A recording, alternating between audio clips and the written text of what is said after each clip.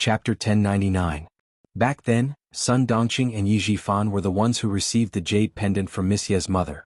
I didn't know what happened back then until one day when Yi Jifan was transferred to the town. After drinking, he said something incoherent. He roughly said that it was thanks to the jade pendant that he was where he was today. Coincidentally, the village chief who I asked to take care of Miss Jian overheard him. Uncle Jen didn't seem to be as spirited as he was when he was talking to Yi Qian. His voice was as bleak as the autumn leaves. I rushed back from the army and found out that the jade pendant was in Yi Jifan's hands. After leaving the pendant, I saw Yi Jifan rise from the town government to the deputy mayor. He held the position of deputy mayor for 3 years. After that, he was promoted faster and faster. He went from deputy mayor to mayor, then to city mayor, and now to the provincial office in just 4 years. As Yi Jifan climbed higher and higher, so did the owner of the jade pendant. That's why he had the power to promote a deputy mayor to a provincial office in just 4 years. Uncle Jen had been paying attention to Yi Jifan's promotion over the years. He knew that he couldn't let Yi Qian face Yi Jifan head-on. Principal Chen picked up a peanut and put it in his mouth. His mind was racing. In other words, this jade pendant isn't a good thing for Yi Qian and Yi Qian's mother? You can say that. Uncle Jen narrowed his eyes slightly. His serious expression had the wisdom of an old man who understood life.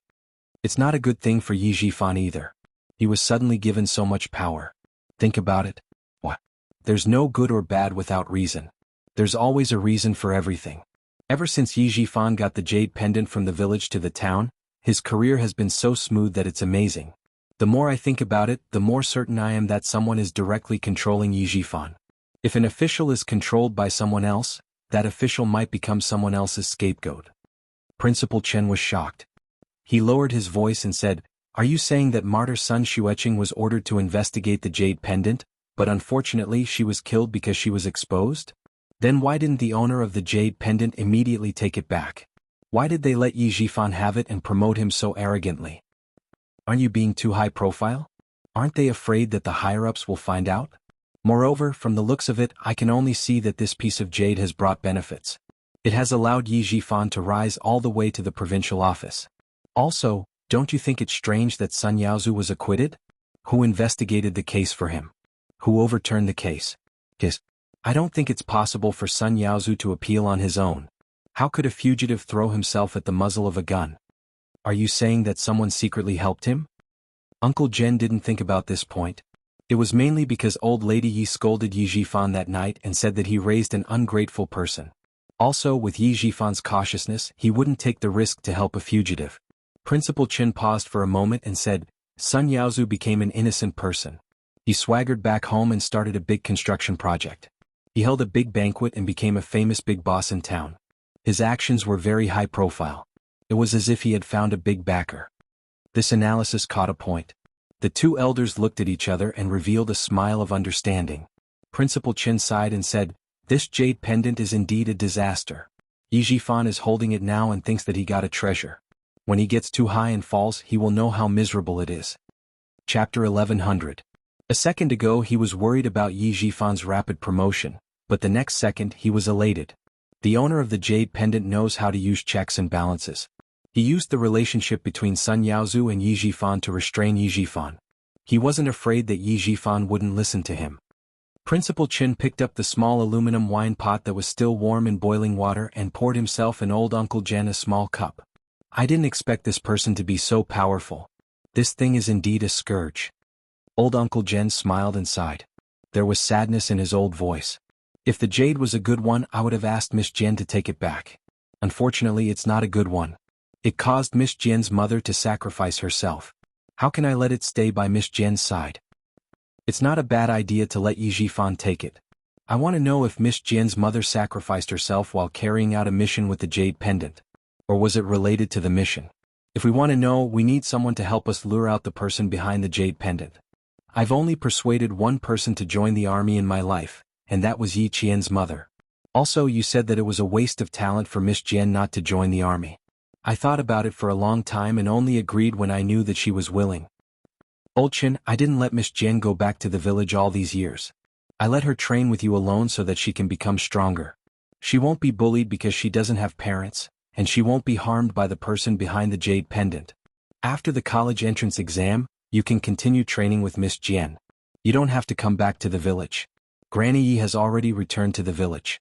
You don't have to let Miss Jian see such an old woman. The two elders talked in the living room until 11 o'clock at night. They didn't let Yi Qian know about their conversation. There were some things that they needed to tell Yi Qian, but it wouldn't be too late to tell him after Yi Qian was admitted to the military academy. Outside the window the cold wind rustled. Leaving the stove in the house without heating, one would feel cold all over. It was too late at night, and the lights in the houses were gradually extinguished. Some people like Yi Qian went to bed early. Yi Jifan, who had just returned from a business meeting, was still awake. He sat at his desk, smoking cigarette after cigarette. Not only did Sun Yaozu come back openly, he even called him to tell him that his identity had been settled. How could a fugitive who had been wanted for so many years have the police withdraw the arrest warrant? How could this be? He had been in the coastal area for so long and had yet to settle his identity. Suddenly, it was settled in less than 3 months after he was promoted to the provincial office. There were even rumors that someone important was helping him. Noble? Who is the benefactor of trash like Sun Yaozu? Why didn't he settle it earlier or later? Why did he have someone to settle it for him when he was transferred to the provincial office? Strange, too strange. It was so strange that it made him feel extremely uneasy. He was so uneasy that he couldn't sleep for the past few days. He had a feeling that this matter wasn't simple. It was as if they were coming for him. Dad, why aren't you asleep yet? Ying pushed open the unlocked door of the study. She was wearing thick cotton pajamas and holding a pen in her hand. The moment she entered, she choked on the smell of alcohol and cigarettes in the study. Don't smoke so much. It's like the house is on fire from the smoke. He walked over to open the window and let the cold air outside blow away the smell in the room. He then heard her advise, "You don't have to smoke or drink to solve your stress at work. It's the same to relax." Yi Ying, who he hadn't seen for a year, had also grown into a slender and elegant woman. Other than her slightly darker skin tone, she was indeed quite beautiful. She had an oval face, almond-shaped eyes, curved willowy eyebrows and a small mouth. She was like an 18 or 19-year-old flower, so tender that water could come out of it. She was so bright that she shone brightly. Chapter 1101. Yi Jifan pressed the cigarette butt into the ashtray and watched his daughter stand up. He frowned and asked, "Why aren't you asleep yet? So late. Did I wake you up?" His gaze fell on Yi Ying's right hand, which was holding a pen, and his frown deepened. "You're staying up late to revise again. You can't stay up so late just to study. Why didn't your mom remind you? Where's your mom?" "Dad, I'm revising secretly. Mom doesn't even know. I'm fine. You're the one who's in trouble." Yi Ying seemed to be afraid that Yi Jifan would blame Sun Dongqing. She quickly said, "You look troubled. Is your work not going well?" She pursed her lips and revealed a worried expression. "You're busy enough outside during the day, and sometimes you have to entertain clients at night. You should be the one who takes care of your health the most at home." "I'm fine. Mom will take care of me. You're so tired. You need to rest even more. Otherwise Mom and I will be very worried." As Yi Jifan's official position rose, he came home later and later at night. Sun Dongqing did not mind, but Yi Ying cared a lot. The age of 18 or 19 happened to be in the sensitive period. Because she often heard from her classmates in school that her father had a mistress outside, had a child, and was going to divorce her mother, Yi Ying was a little afraid in her heart after hearing so much. Yi Jifan was now a provincial official, but Sun Dongqing was still the same Sun Dongqing. She had not made any progress in the past few years and only enjoyed life. Fortunately, she had learned how to dress up and take care of herself. In order to be able to stand tall in front of the official's wife and consciously lose weight, her mental state could not keep up with Yi Jifan's. In terms of appearance, she would not embarrass Yi Jifan. Yi Jifan could not guess what his daughter was thinking. However, seeing that his daughter was concerned about him, he was naturally happy. He smiled and said, "Dad is fine. Go back to sleep. You have to get up early when you go back to school tomorrow. Go to sleep. Dad is going to sleep now." Seeing this, Yi Ying did not insist. She softly said, "Then you should rest early. Good night." When she walked to the door, Yi Jifan suddenly called out to her. "Ying, did your grandma call recently?" "No, I didn't answer grandma's call, but Mom should have," Yi Ying replied casually. Over the past year or so, the family had been in contact with their youngest aunt and grandmother a lot, but it was usually grandmother who took the initiative to call. She added, "Every time grandmother calls, she's looking for you." She asked mother to reject the call. On this point Yi Jifan firmly believed it. Now that he was an official, Sun Dongqing, who had been ruthlessly stabbed by the old woman when she was young, could stand straighter and straighter in front of her. As long as it was related to her family and him, Sun Dongqing would never be polite. It was also because Sun Dongqing was wholeheartedly devoted to this family and her husband that he could accept some things even if she didn't do as he wished. Yi Jifan didn't ask any more questions. He motioned for his daughter to go back and rest, while he stayed in the study for a long time. The next day Sun Dongqing, who was preparing breakfast for her daughter, said angrily, "What's wrong with your father?" She was like a firecracker early in the morning. When she asked him, she was even yelled at. "I asked him to send you to school, but he said he didn't have time. What kind of father is he?" "Mom, you should be more concerned about Dad. It's useless for you to worry about my studies. You can't help me. Instead of talking about Dad by my ear every day, why don't you ask Dad what happened these past few days? Also, Dad suddenly asked me if Grandma called last night. Dad never asks, but he suddenly asked me. Something must have happened. If you want him to be nicer to you, Mom, you should at least know what Dad is worried about." Chapter 11:02. Why was it that some women could coax their men so well that they wouldn't dare to go against her if she told them to go east? Wherever she told them to go, the man could only go there willingly. It could be seen that coaxing people was a skill. Yi Ying was quite proficient in the art of coaxing. Ever since she learned that Wang Dandan's father had a mistress outside and did not return home for a few days, Yi Ying, who had a pretty good EQ, immediately realized the situation at home and felt a sense of crisis. So every time she saw Sun Dongqing's expression that said, "He dares to abandon me," she was always angry. But after all, she was her mother. Even if she was angry, she had to suppress it and remind her mother. "Mom, look at yourself. Have you said anything to Dad this week? Dad has been busy since the second day of the new year. He comes home at 11 or 12 o'clock every night. As his wife, have you waited for him? Have you cared about him? You said that Dad is always angry with you. Mom, I beg you to think about your own reasons, okay? Don't focus on me all the time. I'm already an adult. Don't I know how to take care of myself?" Ever since Yi Ying entered high school, Yi Ying could make decisions for Sun Dongqing in some matters at home. Sun Dongqing could choose not to listen to her husband, but she must listen to her daughter. Seeing her daughter's cold expression, Sun Dongqing quickly took out a boiled egg and put it in Yi Ying's bowl to please her. She continued disapprovingly, "I've been married to your father for decades. Do you think I don't know what kind of person he is? Give him some color and he can start a dye factory. Eat an egg. I heard that eating an egg every day before the college entrance examination won't make you catch a cold. Eat. Her disapproval made Yi Ying's suppressed anger burst out. She slammed her chopsticks on the table and said angrily, "Mom, are you really waiting for Dad to abandon you before you know what fear is? Who is Dad now? Do you think he's still the little village official in the village? Dad is now a provincial official. Do you know how colorful the outside world is? Do you know how many women are dreaming of being an official's wife? How old is Dad now? He's just in his early 40s. The golden age of a man. Powerful and mature. Mom, do you know how many people outside can't wait for Dad to leave you and divorce you?"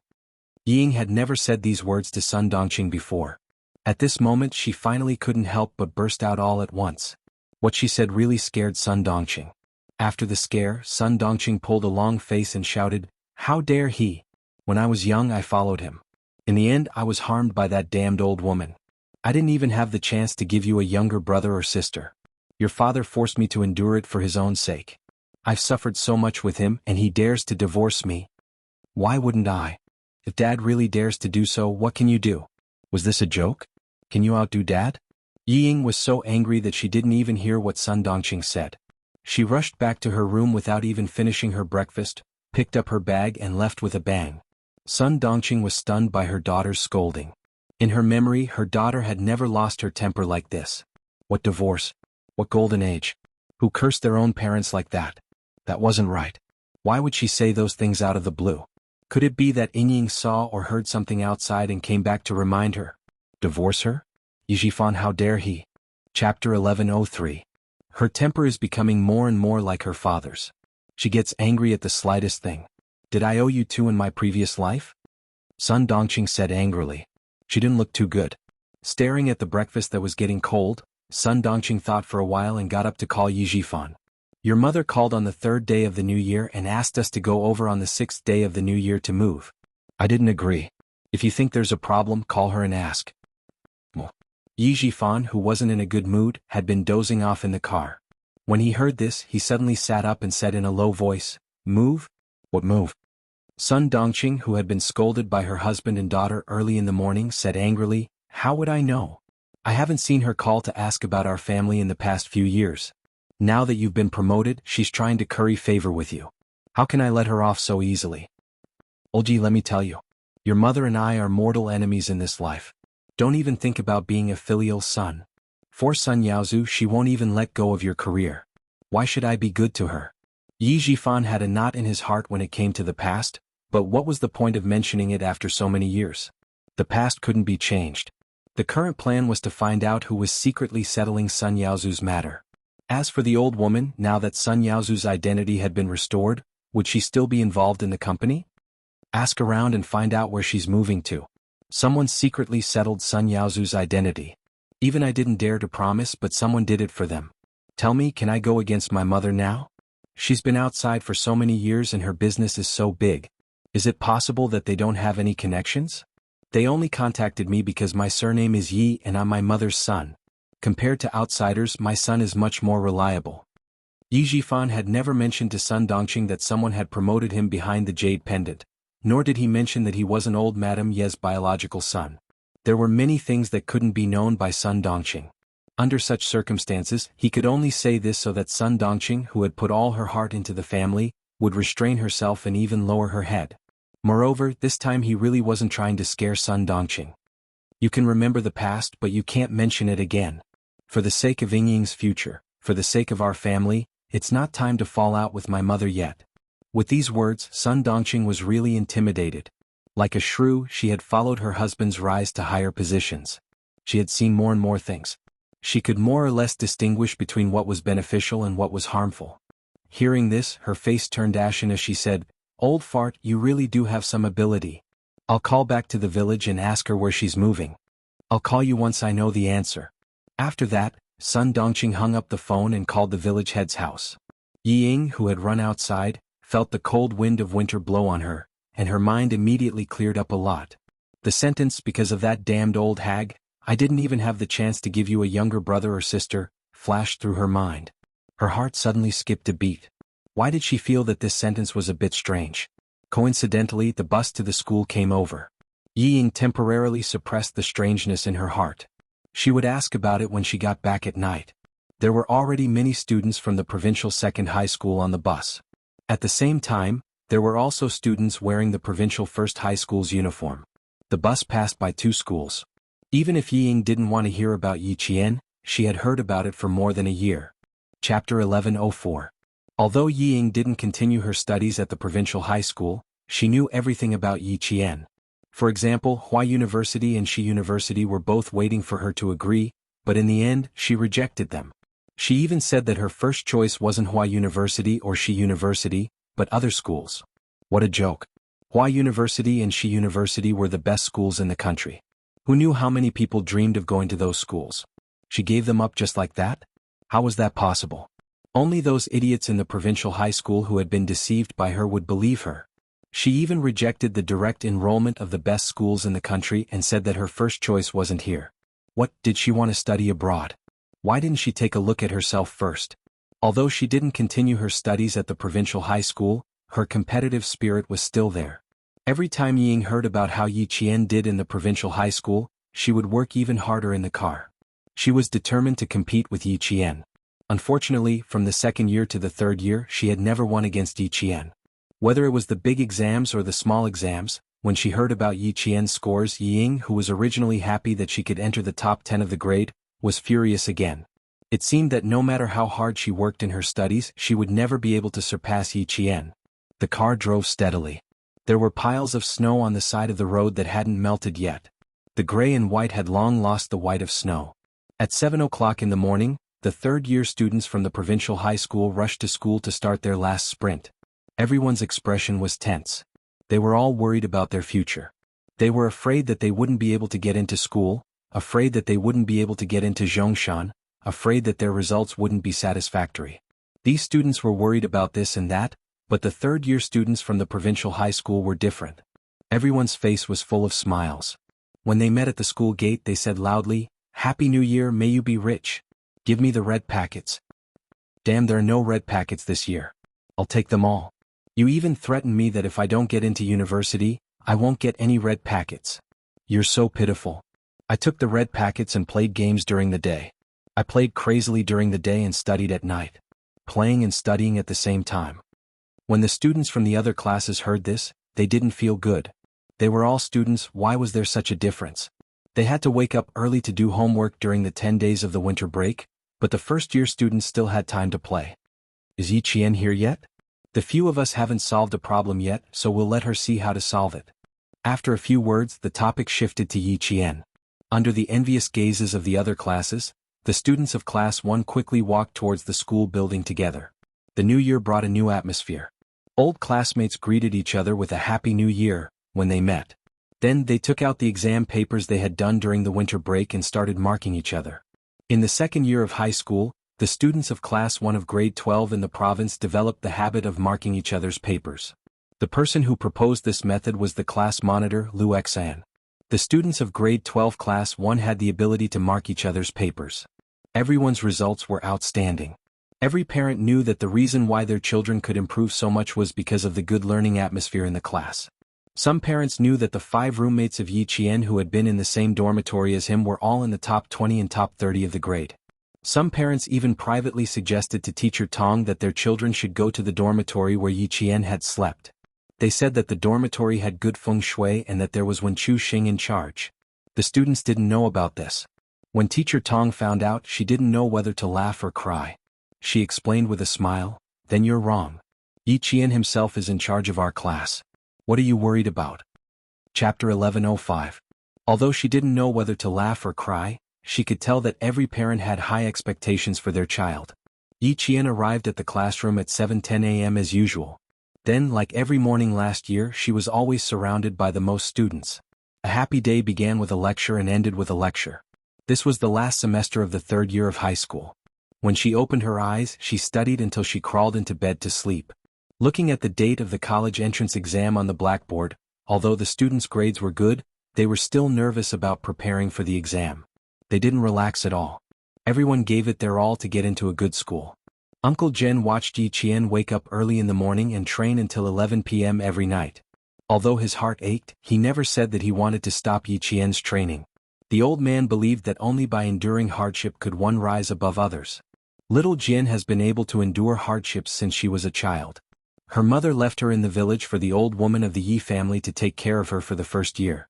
The little girl was not shy with strangers. When she was hungry, she knew to look for food by herself. When the old woman hit her, she still knew to hug the legs of the villagers. Actually, Uncle Jen didn't know what kind of life Yi Jian lived before she was 3 years old. He only heard about it from the villagers. While he was talking, this old man who had been through many wars couldn't help but wipe the corners of his eyes. He knew very well that Yi Qian had suffered before she was 14. He even watched her suffer. Back then, he mentioned that he wanted to bring her back and raise her. Everyone in the village and town was present. In the end, the one who changed his mind was Yi Qian. He spent a lot of effort on this matter and got this result. When he saw that she didn't have any ability to stand on her own 2 feet, he gradually gave up and didn't mention it again.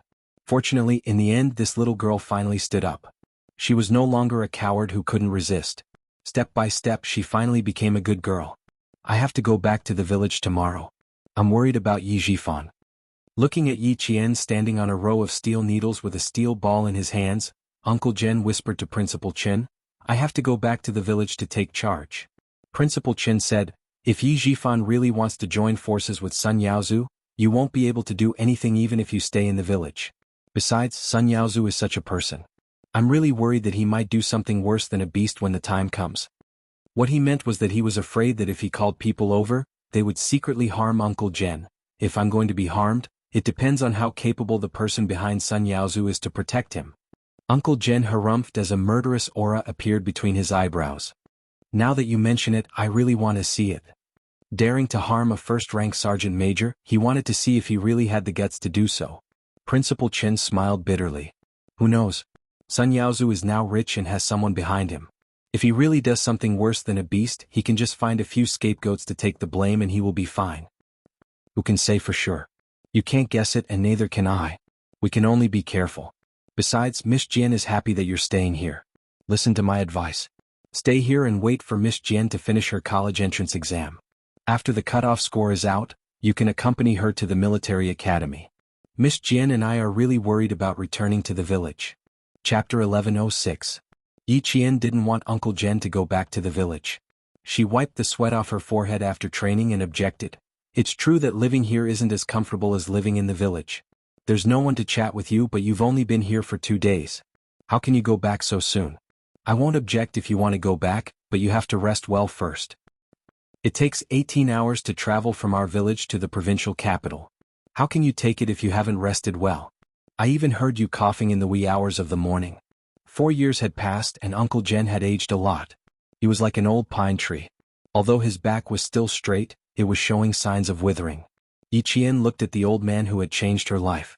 Tears welled up in her eyes. Girl, you're speaking with such authority now. Even the look in your eyes is imposing. Grandpa Jen coughed softly, like a broken blower that had lost its power. Grandpa is getting old. It's not comfortable living outside. I miss home. When one was old, they would want to return to their roots.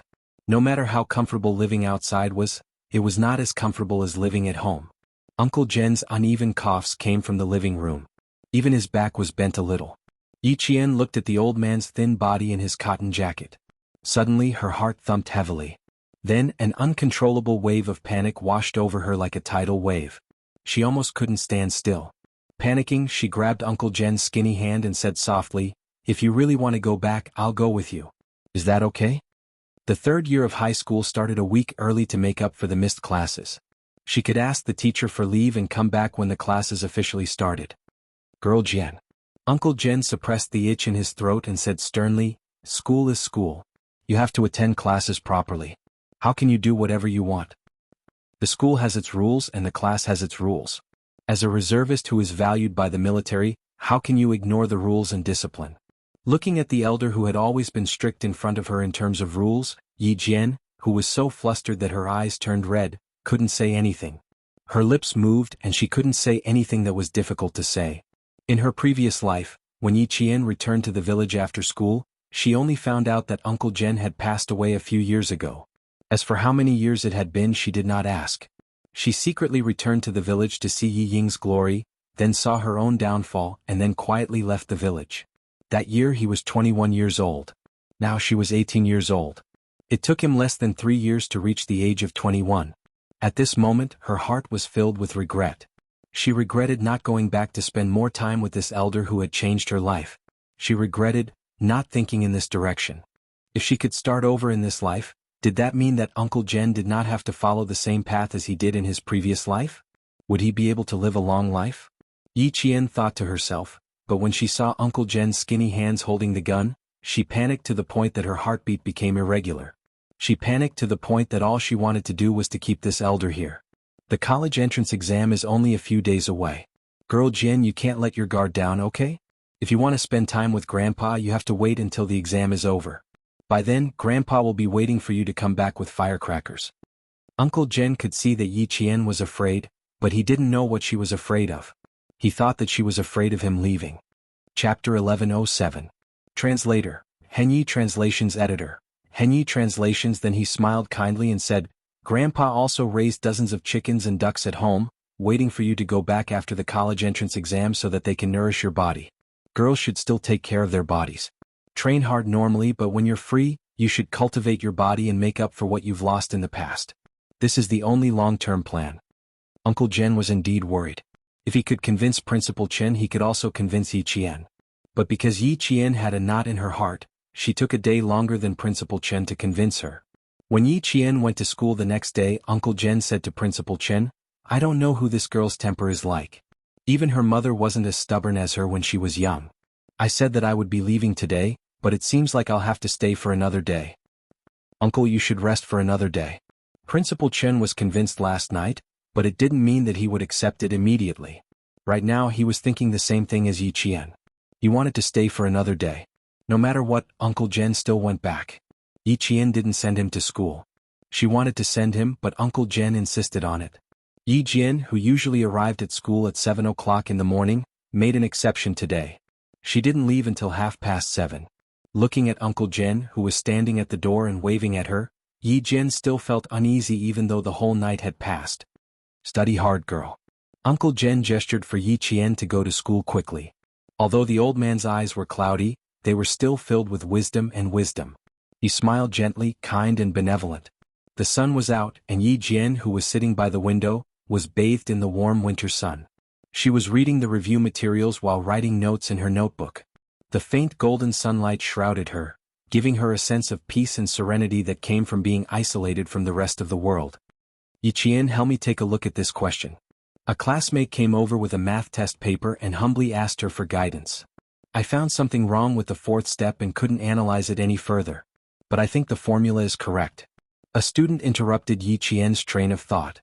She did not raise her head as she held a pencil and corrected the mistakes on the test paper. The formula is correct, but you didn't draw the auxiliary lines correctly. At 11 o'clock, the train set off. Yi Qian looked at the time and pursed her lips slightly. She wanted to go back to the village to take a look. She hadn't been back for a few years, so she should go back to the village to take a look.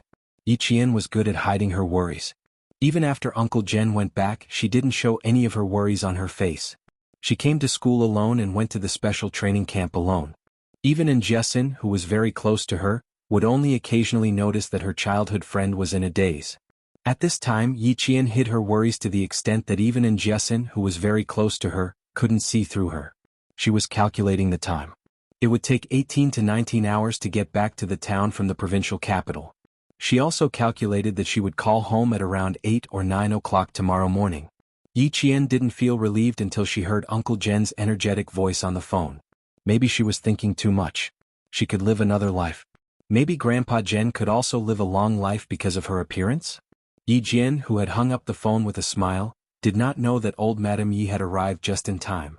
She was sitting in the main hall of the hall. Her kind face revealed a hint of harshness. She put on a fake smile and said to Uncle Jen, "Brother, you have to give me an answer today. Little Jian is my eldest son's daughter. How can you transfer her household registration out of the family?" Chapter 1108. If Jifan didn't come back and tell me about this, I wouldn't even know that you've done something so despicable. Yi Jifan said helplessly, "Uncle, last night when I got home and got drunk, we talked about Yi Qian's household registration. My mother got mad at me and scolded me for not taking care of my niece and letting her wander outside. You know my mother's personality. When I woke up and realized that I had said something wrong, I couldn't appease her no matter how much I apologized. So I brought her to you.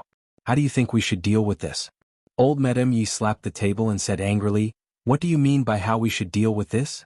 Yi Qian is my granddaughter. She's the blood of the Yi family. How can we let her go outside? Just transfer her household registration under my name. No one can touch the glory of the Yi family's blood." That brat really had some tricks up her sleeves. She had forced Sun Dongqing, a shrew, into a corner and forced Yi Jifan to agree to transfer her household registration. She wanted to escape from the Yi family? No way. Faced with old Madame Ye's arrogance, Uncle Jen smoked his pipe and said slowly, "That brat's surname is Yi. The blood of the Yi family runs in her body. No one can change that. As for where her household registration will be, it's not up to me to decide. An 18-year-old child can open a separate household registration." An 18-year-old was considered an adult and had the ability to conduct civil affairs. They were fully capable of civil affairs. Just as Uncle Jen said, even if Yi Qian had a separate household registration, it would still be legal. I don't care if she's 18 or 28. I only know that she's my granddaughter. Jifan, since you've told Uncle Jen about this, you should do it well. I'll feel uneasy as long as my child doesn't come home. Old Madame Yi had lived a respectable life for more than 10 years. She was a woman of her word. She didn't think there was anything wrong with making the decision. Since she said it, the people around her had to listen. It was the same in the company and at home. She didn't believe that a man of several decades couldn't take care of a young girl. Although she had reached an agreement with Yi Jifan, it didn't matter if she showed some sincerity first. Only visible sincerity would allow the cooperation to continue for a long time. Only by tasting the sweetness would he know his family's attitude. As Yi Jifan watched, he sneered in his heart. At the end of the day, all she did was show up. She was still the one who had to do the actual work. She then sighed and said, "Mother, I think what Uncle said makes sense. No matter where Yi Qian's household registration is now, she will always have the surname Yi. No matter where she goes, she will still be Big Brother's daughter. I think it's better if you don't take it to heart so as not to hurt the harmony between neighbors. What did he mean by that? Was she trying to undermine him? Old Madame Yi, who was infuriated, sneered. What an ingrate. Everything was fine last night, but he changed his mind today. I haven't even blamed you for raising a good granddaughter of mine outside, but you're helping an outsider to anger me. Old Madame Yi was furious. She had wanted to quickly get Yi Qian's household registration out and then tamper with it a little. Now that she had finally made a move, it was going to cause more trouble. How could Uncle Jen not understand when he heard this? They wanted to work together to restrain Yi Qian, but in the end there were still benefits to be discussed. He didn't even make a move and started fighting among himself. Fight, fight, fight. The fiercer they fight, the less it will affect Jian Yiling. Chapter 1109. You two don't have to argue in front of me. You don't have to worry about Miss Jian's household registration. As for the Yi family, you don't have to worry about anyone taking advantage of Miss Jian. I'm an 80-year-old old man and I don't have much time left. I can't take advantage of her. Old Man Zhen said coldly as he placed the copper pipe back on the table. His old but dignified face revealed a hint of coldness. Yi Zhifan and old Madame Yi didn't dare to speak loudly again. In Shuku village, Uncle Zhen had always been respected. Miss Jian was about to take the college entrance exam, and they still wanted to do something? They had to see if they had the ability to do so. Although Yi Zhifan was a provincial official, he didn't have much of an aura in front of Uncle General. He didn't have the guts to confront a first-grade sergeant major who didn't even need to salute the chief. He quickly apologized. Uncle, don't be angry. It's my fault for saying something I shouldn't have. Yi Qian's surname is still Yi. My mother is old and conservative. Plus, she was worried about her own granddaughter, so she was rude. Please don't take offense. Good fellow, not only did he clear his name, but he also successfully pushed all the blame to old Madame Yi. It seemed like Yi Zhifan was used to pushing the blame to others. That was why he was so skilled at it. Second brother, it seems like you want your sister-in-law and brother to die with grievances. You received benefits from your sister-in-law and promised me to take good care of Yi Qian. You didn't want to take responsibility after receiving benefits. I didn't expect you to be this kind of person. You've disappointed me, really disappointed me. Old Madame Ye's reaction wasn't bad either. She brought up Yi Qian's mother. She saw Yi Zhifan's vexed face and sneered. So what if he was a provincial official? Didn't he start off by taking advantage of others? She then stood up and said to Uncle Zhen, Brother, Yi Qian doesn't even acknowledge me as her grandmother. She needs to be disciplined. If I don't raise her by my side, I can't explain it to boss. This matter can't be messed up. Since she didn't manage to reach an agreement with Yi Zhifan, she had to continue talking. She couldn't do what she wanted to do without room for negotiation. She had to stop here first and bring it up again. Old Madame Yi didn't want to strain her relationship with Yi Zhifan. Therefore, she left a sentence that said, she will come again in the future, so that there would be room for discussion with Yi Zhifan. Yi. Little Miss Jian has a wide road ahead of her. You'd better stop the dirty thoughts in your heart. Otherwise, if little Miss Jian really remembers you, I'm afraid you won't be able to bear the consequences. Yi Zhifan's face stiffened at the mention of old Madame Yi. Fortunately, he was able to maintain his composure. He sighed and said, Uncle, you have a deep prejudice against me. I'll explain it to you next time. I won't disturb your peace today. Goodbye. He didn't stay any longer and hurriedly walked out. Uncle Zhen said to Principal Chen, who had just walked out of the room, See Dongfeng? I also want little Miss Jian to come back. But she really can't come back now. If she comes back, she'll be pestered by the Yi family. They still want to take little Miss Jian's household registration. They're despicable. They want to use this to suppress little Miss Jian and prevent her from becoming outstanding. Chapter 1110. There had to be a reason why she didn't want Yi Qian to succeed. Grandma wasn't like grandma and uncle wasn't like uncle. No matter how he looked at it, it was strange. Principal Chen pondered for a while before asking, Uncle, why do I feel like that old lady's relationship with Yi Zhifan isn't good? There's something strange about it. Also, Yi Zhifan wants to suppress Yi Qian because of his daughter.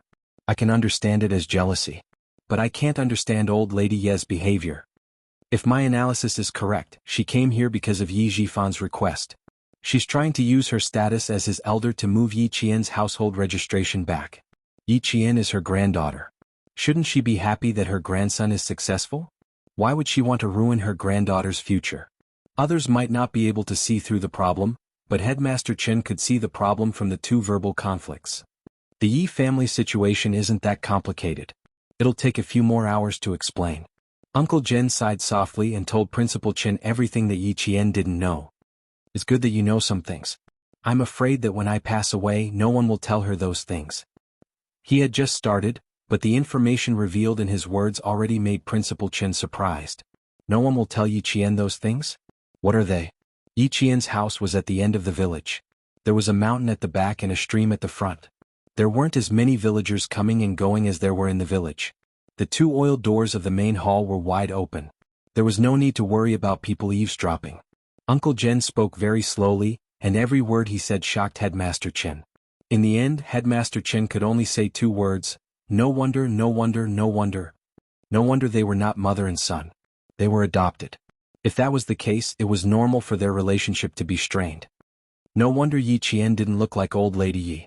So that's why? Principal Chen was extremely shocked and had not yet calmed down. He asked again, why didn't old uncle let Yi Qian know about this? There's no harm in telling her about it. You don't have to tell Jian Yiling about these things for the time being. You can only tell her when the Yi family continues to cause trouble. Uncle Jen shook his head. He didn't plan to tell Yi Qian in the near future. It's okay to tell her, but we have to at least wait until her future is stable. Look, there are so many twists and turns in high school. We can't let other things distract her. Now it would be difficult for the Yi clan to touch Jian Yiling. Why don't we let the Yi family make a big fuss and see if the person behind the jade pendant has any reaction? Principal Chen suddenly understood. You still want to lure out the person behind the jade pendant, right? That's right.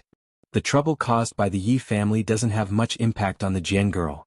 They want to move their household registration out, but it's not something that a provincial cadre like Yi Jifan can solve. Once Miss Jian was accepted into the military academy, her household registration would be cancelled. What else could they do? They can't do anything. At this time, it was all thanks to Major Xia's preparations. If he had dealt with it now, it would have been difficult for Jian Yiling to apply for the military academy. Thinking about it carefully, other than the Yi family having designs on Jian Yiling's household registration, there was really no other loophole that they could exploit. No, they couldn't exploit the loophole in her household registration either. Qin Shao thought about it carefully and laughed. The Yi family can't control Jian Yiling. No matter how much Yi Jifan wants to stand up for his daughter, there's nothing he can do. It's more important to find the person behind the jade pendant. At least we can find out if martyr Sun Xueqing really sacrificed herself because of the jade pendant. Chapter 11:11. She spoke in a low voice, and from time to time she could hear the howling of the black cat locked in the room. The farmhouse with blue tiles and white walls surrounded by mountains was extremely quiet. Behind the house, there were clouds and mist in the depths of the mountains. In front of the house, the peach trees were already covered with tender leaves, waiting for a spring breeze to blow by. After chasing out of the peach trees, Yi Jifan finally saw the old lady walking to the ridge of the fields. Stepping on the wet road, Yi Jifan stopped chasing after her. He slowed down and walked step by step leisurely as if he was taking a leisurely stroll. A newly built, exceptionally stylish bungalow was located right in the middle of the village. Madame Yi, who was full of anger, entered the new, stylish bungalow that was built on the foundation of the Yi family's old mansion. She wanted to wait for Yi Jifan to take the initiative to apologize to her, but she didn't see him for a few hours. Only when the famous gossip woman in the village, Aunt Chiu, came did she know that Yi Jifan had left. He actually left. He didn't even say goodbye. I'm so angry. I'm so angry. Do they still have me in their eyes? After Aunt Chiu left, old Madame Yi flew into a rage alone at home. Now only she and old man Yi were at home. No matter how fierce the argument was, no one would come out to persuade her. Sun Yaozu took Yi Zhixiang and her two sons to attend a class reunion and would only be back at night. Old Madame Yi, who had no one to persuade her, immediately called Yi Jifan after losing her temper. Yi Jifan, who was rushing to the city, looked at the phone number and sneered. He slowly picked up the phone. Mom, what's the matter? What do you want? Didn't we agree that I would get Miss Jian's household registration back for you, and you would help your brother-in-law win the bid for the city construction project? What, we just agreed last night and you forgot today? After venting her anger, old Madame Yi could finally speak calmly. Her tone was much calmer. Your brother-in-law has money and you have power. As long as we cooperate well, you can take root in the southern province and no one can do anything to you. Why would you reject a win-win cooperation? Yi Jifan didn't take the bus back. He took the shabby minibus from the town to the city. Amidst the shaking, he smiled faintly and said, "What I want to do is not something you can just talk about. Anyone can talk about it. I can talk about it too. What I want is for someone to do it for me, to do what I want to do." Old Madame Yi said coldly, "Why don't you just find someone else to do it after I've told you everything? What? Don't tell me that a provincial cadre like you can't even solve a household registration problem?" "Mom, if things were really that simple, would I still need to cooperate with Sun Yaozu in this way? There are still 3 months before the college entrance examination. I hope to settle the household registration before the college entrance examination. Mom, the household register depends on you." Yi Jifan smiled and hung up the phone directly without worrying about old Madame Ye's anger. Cooperate with Sun Yaozu? Working with a fugitive? Unless he was sick. He just wanted to see if there was someone behind him. There was definitely someone behind Yi Qian. He had been secretly investigating for the past few years, and even sent people to keep an eye on him at school. However, there was no news. There was news from the underworld that a girl named Yi Qian had a good relationship with Master Ho San, the boss of the Southern Province Road. It was also said that Master Ho San had dealt with a few hooligans for her. He also investigated after the incident but found nothing. How could a student and a boss of the underworld have a good relationship with each other? Chapter 11-12. She didn't know who was behind Yi Qian. She didn't know if the person behind Sun Yaozu was the same as her. She didn't know anything. Since she didn't know anything, she had to investigate. She had been investigating for so long without any progress, so she had to find another way to investigate. Just as Uncle Jen said, Yi Jifan, who had been promoted so quickly because of the jade pendant, felt uneasy. He always felt that the person behind him could push him up and throw him down. He couldn't help but wonder if the person behind him was a high-ranking official in the capital. Old Madame Yi was so angry that she almost smashed the microphone. However, she couldn't do anything about Yi Jifan. After all, her family needed his help. "I hear you throwing a tantrum every day. Can't you have some peace and quiet?" Old Man Yi, who was sitting outside, had his hands behind his back. He bent over and entered the room. His old voice was dry as he gasped for breath. "When you brought him home, you should have known that he wasn't your biological son and that he wouldn't grow up well." Old Madame Yi, who didn't have to worry about not having a son, gritted her teeth and said hatefully, "If you hadn't urged me, I wouldn't have had to bring back an ungrateful brat." "Then do you think this son has grown up well?" Old Man Yi replied indifferently. Then he put his hands behind his back and left with a carefree look on his face. He couldn't make the decision for his family. If he continued to talk about it, he would only embarrass himself. Old Madame Yi, who had been angry for a few times, felt her heart clench in pain. She was angry, but she didn't lose her mind. Since Yi Jifan was determined to transfer Yi Qian's household register back, for the sake of their future cooperation, this matter had to be done properly. When her daughter and son-in-law came back, she had to make a trip to the provincial capital. She had to personally go to the provincial capital to look for Yi Qian. She wanted to see if he dared to be unfilial to his elders in front of the school's leaders. Yi Qian, who was sitting in the school, didn't expect old Madame Yi to personally look for him. The next day, during the Lantern Festival, he happily called back to the village to talk to Uncle Jen and Principal Chen. Someone from the army also came. A basic officer brought 2 soldiers to deliver glutinous rice balls and medicinal wine to rub the legs. There was also a military doctor accompanying them. Yi Qian's call was very coincidental. The officer had just finished examining Principal Chen's body. Yi Qian felt relieved when he saw soldiers from the troops stationed at Fujian town coming over. "They come to visit me every half a month. They help me clean up and tidy up my room. Occasionally, I go to the army to guide them. When I'm old, sometimes I don't feel like moving. Just sitting quietly at home feels good." Looking at the busy figure in military green, Uncle Jen laughed and said to Yi Qian, "When the time comes, I'll hand over this house and the secret passage that leads to the army to your Uncle Chen." The huge cave behind the mountain that led to the army was dug during the anti-Japanese war. Later on, the garrison troops kept expanding the cave until it reached its current size. If Yi Qian's mother was right, she would be the one guarding the connection between the army and the village. Yi Qian smiled happily and said, "You also have to see if Uncle Chen is willing. If Uncle Chen is willing to sit with you in the village when the time comes, that would be great." He conveyed her words to Principal Chen. After a while he laughed and said, "Little Jian Shuka village is such a good place. Even if you didn't say anything, I would still want to live there. In about 100 days I'll go back to the village to accompany my old uncle. I'll also go to the army once in a while. That's enough for me. Chapter 11:13. Principal Chen, who was in his 50s, had been through the same war and had a lot to talk about with Uncle General. If the two elders could live in the same place, Yi Qian would be relieved. Regarding this, Uncle Jen agreed wholeheartedly. The soldiers who came to visit Uncle Jen never showed up in front of the villagers. The villagers were used to Uncle Jen celebrating the Lantern Festival alone. On the Lantern Festival, Uncle Jen, Headmaster Chen, and several officials in the army celebrated a lively festival. Principal Chen left Shuku village before dawn on the 16th day of the first lunar month. Uncle Jen, who was sending him off, reminded him, "Remember, don't tell anyone that Yi Qian's wife is back. I have Jie with me and normal people don't dare to break into our house." Before dawn, Uncle Jen, who had sent Headmaster Chen out of the village, was smoking a pipe and laughing. "I live in peace and quiet by myself. I have Jie with me and normal people don't dare to break into our house." Jie, the Tibetan mastiff that put its forelimbs on Yi Qian's shoulder when they first met, was now an adult. It was even more majestic now, and people in the village didn't dare to get close to it. Sun Yaozu and old Madam Yi didn't know that Uncle Jen had a Tibetan mastiff by his side.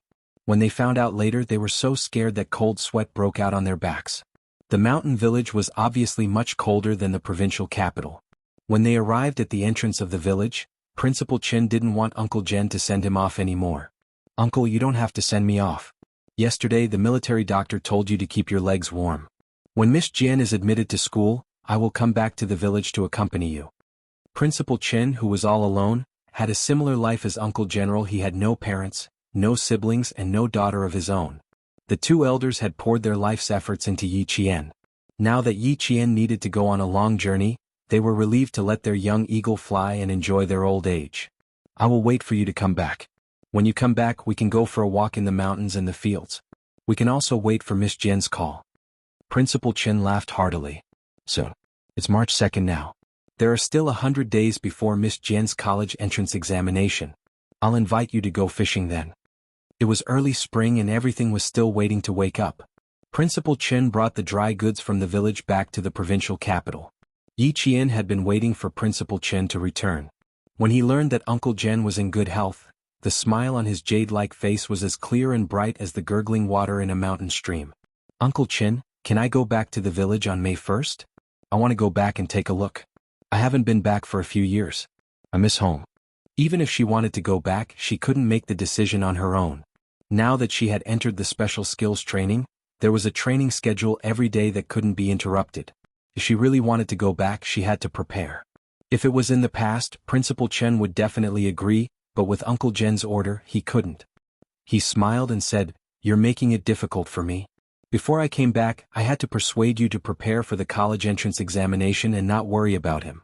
If you really want to go back, you can only wait until the college entrance examination is over and bring the college entrance examination score back to see him." "Uncle is in good health. You know Jie, right? That guy is fierce and intelligent. With him guarding Uncle Jen can rest assured." That was true. Haiga was indeed the best guard. Yi Qian didn't mention returning to Shuku village anymore. However, he would call back every 3 days to ask about Uncle General. Uncle Jen didn't know whether to laugh or cry.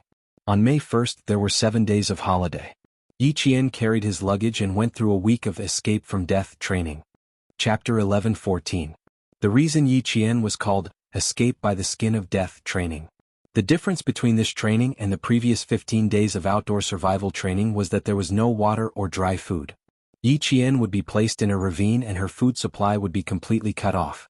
She would have to figure out a way to survive. This week, Yi Qian would probably have to eat a lot of things. For example, she would have to eat vegetarian food such as roots and tree bark. For meat, she would have to eat rats and birds. No fire, no cooked food, no water, no raw meat, and no raw food for a week. This type of training was called Escape by the Skin of Death training. Not only did Yi Qian have to survive being cut off from food, but she also had to submit a detailed military map. At the same time, she had to use sand, mud, and other materials to recreate the ravine she had walked through based on her memory. You must not lose the GPS tracker. Your phone has 3 batteries. Keep it well. Before entering the ravine, Principal Chen only gave a few words of advice before letting Yi Qian enter the mountains alone to begin the week-long Escape by the Skin of Death training. Yi Qian finished checking the necessary supplies and confirmed that there were no omissions. Once again she embarked on the training alone. With the 15 days of survival training during the winter break, Yi Qian appeared to be more experienced this time. She did not immediately rush to travel. Instead, she climbed up a tree to observe the terrain and then decided on a route based on the terrain. The weather in May was just right. Green mountains and beautiful rivers filled the eyes. Just looking at the scenery made one feel comfortable. The mountain breeze carried the fragrance of flowers, making one's heart feel even brighter and brighter. Sitting on a tree branch, Yi Qian held a pen in her hand and quickly drew the direction of the entire ravine on a map. Which side was higher, which side was shallower, which side was thicker, which side was thinner, and which side was thinner. She used simple diagrams to draw out all the landmarks. After that, Yi Qian packed up her things and came down from the tree. She moved. Looks like she was observing just now. As the red dot on the computer monitor began to flash forward, the data was directly sent to the military headquarters. Xia Jinyuan, who was sitting in front of the computer, pointed at the moving red dot and said to the Major General with a smile, "She must have been drawing just now. Drawing before moving, observing before moving. This is in line with her combat style." The Major General, who had stayed up all night, drank 2 sips of strong tea to refresh himself. He glanced at the flashing red dot that showed an irregular oval wavy line and asked with interest, "It seems like you know Yi Qian quite well. You also have a high opinion of her. Do you really plan to recruit her into the unit?" "Major General, don't tell me you don't believe in your own eyes?" Xia Jinyuan drank the bitter coffee that had already turned cold. He had also stayed up all night, but his elegant and handsome face showed no signs of tiredness. He smiled and said, "If you don't believe in your own judgment, then I have nothing to say." In the face of a subordinate who could make others choke with anger every time they talked, the Major General said unhappily, "Do you still want to talk about it? Do you want to go from Major to Lieutenant Colonel for another 4 years? As long as it's the military's arrangement, I have no objections at all. Come, Chief. Why don't we talk about Yi Qian first? Her matter is important. My matter is obvious. The military will know whether to mention it or not. It's not up to you to decide." Major Xia never cared about useless threats. Right now, Little Fox's future was the most important thing. The Major General knew what kind of personality he had. The more you went against him, the more he would go against you. Hearing this, he restrained his expression and said sternly, "The military hasn't made a decision on whether to put her in the position of Phoenix King. We still need to further investigate. Even you were investigated for 3 years before the military agreed. It's the same for Yi Qian. 3 years of military academy life will be carried out according to the Special Forces training plan. Whether or not she can sit in the position of Q King, Yi Qian will have to prove it with her own strength." Chapter 11:15. Xia Jinyuan naturally hoped that Yi Qian would be able to complete all the training the military gave her. Hearing this, he smiled and said, "Major General, you have to take care of female soldiers more. I've been in the military since I was a child and followed my father everywhere. I know a little about the Army's weapons, the Air Force's equipment, and the Navy's big guys. After entering the school, there's systematic training so I can learn faster than other students. Yi Qian is different. She hasn't been exposed to the military's equipment and weapons. Since you intend to train her in our direction, you should at least open the door for her." Yi Qian couldn't miss out on any of the necessary training. However, Xia Jinyuan would also fight for some training or guidance in the military that Yi Qian might not be able to participate in. He hoped that she would know more and knew that she would be willing to learn more. Now that the Major General and the military were more and more satisfied with Yi Qian, he had to give some suggestions to prevent the military from only arranging for Yi Qian to train hard and leaving the technical training for last. Door for convenience? Yi Qian's ability is enough to create a path for herself. Why should I open the door for her? The Major General still didn't understand what Xia Jinyuan meant. He frowned and looked dignified without being angry. "No one in your team has opened the door for convenience and climbed up with their own abilities. I'm going to open the door for Yi Qian today. Soon, I'm afraid that she will be carried down from the battlefield by you guys." Xia Jinyuan didn't mention that the Major General had misunderstood his meaning. Instead, he went along with his words. In the blink of an eye, the smile on his handsome face instantly turned cold. He said in a deep voice, "You're right. If she doesn't train properly, not only will she lose her life, she will also drag her comrades down. A soldier with unlimited potential like Yi Qian needs to be trained properly. She might even be able to save the entire battle at a critical moment. Therefore, I suggest that after her college entrance exam results are released, we should arrange for technical training and special training to be carried out together. The Navy has a month of frogman training from July to August. Why don't you arrange for her to test the waters with the Navy commandos after the exam? Let Yi Qian have a go at sea rescue, naval assault, underwater training and so on. Xia Jinyuan's expression was extremely serious, and there was a hint of sharpness in his expression. The Major General did not suspect that Xia Jinyuan had any personal motives at all. Instead, he nodded in agreement. You're right. It just so happens that it's the Navy frogman training in the Southwest Sea. We can let Yi Qian go there a week in advance to warm up and let the person in charge of this training get to know him better. Only after we have a certain understanding of the situation can we decide whether to allow Yi Qian to complete the 1-month training with the Navy commandos. However, this kind of training is not as easy as training on land. If he really goes to the Navy, they will also conduct a comprehensive test on Yi Qian's condition. The Snowfield Brigade was different from other special forces. This was a comprehensive combat force. The special forces of the Snowfield Brigade needed to know how to fly in the sky, run on land and swim in the sea. In particular, they needed to be familiar with transport equipment and special equipment. Xia Jinyuan had complete confidence in Yi Qian's physical fitness and ability to accept the training. Since that was the case, he arranged all the training that she had to go through according to the military training so that she could enter the next round of training as soon as possible without any accidents. Holding her hand and walking together was not an empty promise. Xia Jinyuan had always kept it in mind and had never forgotten it. Chapter 11:16. He didn't have any objections to the Major General's words. After listening quietly, he added, "These are all essential training. I dragged it out until my second year in the military academy. Of course, I can't say that the military didn't arrange it well. The main reason was that I went to the Air Force Base to play for more than a month after the college entrance exam. Now that Yi Qian is in the middle of the Navy's frogman training, the military has high expectations for her. She can definitely go with the Navy to test the waters and learn a little. In the future, she will participate in the Special Forces training of the Sea, Land, and Air Forces every year. She still has 1 year to study in the 4 years of military school. There were still 4 years left. It was enough time for Little Fox to become an outstanding Special Forces soldier. He would wait patiently for that day to come. The Major General took his words to heart. You're right. We do need to bring up her training plan. The intensive training the military has arranged for her needs to be modified. He walked to the computer and saw the little red dot on the line moving forward. He narrowed his eyes and stared at the red dot. He asked Xia Jinyuan, "We only arranged a team of 7 people to ambush her during her survival training. Why don't we add more people? Give her a good test and then submit her training report as a case to the Navy." "Major General, your arrangement is a bit sudden." Xia Jinyuan raised his eyebrows. It sounded like he disagreed, but there was a hint of interest in his handsome face. If one small team was not enough, they could arrange for another small team to go over. Then there would be 14 of them. Interesting. If the little fox really made it out of the survival training where she had to fight against 14 people at once, then the assessment of whether or not she could enter Lord Shuiyu would probably stop.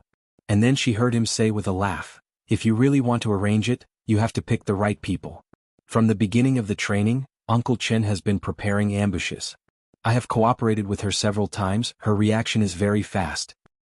Previously, she was ambushed under known circumstances, but this time, we arranged for her without any warning. Even old Chen didn't know about it. This kind of ambush is interesting."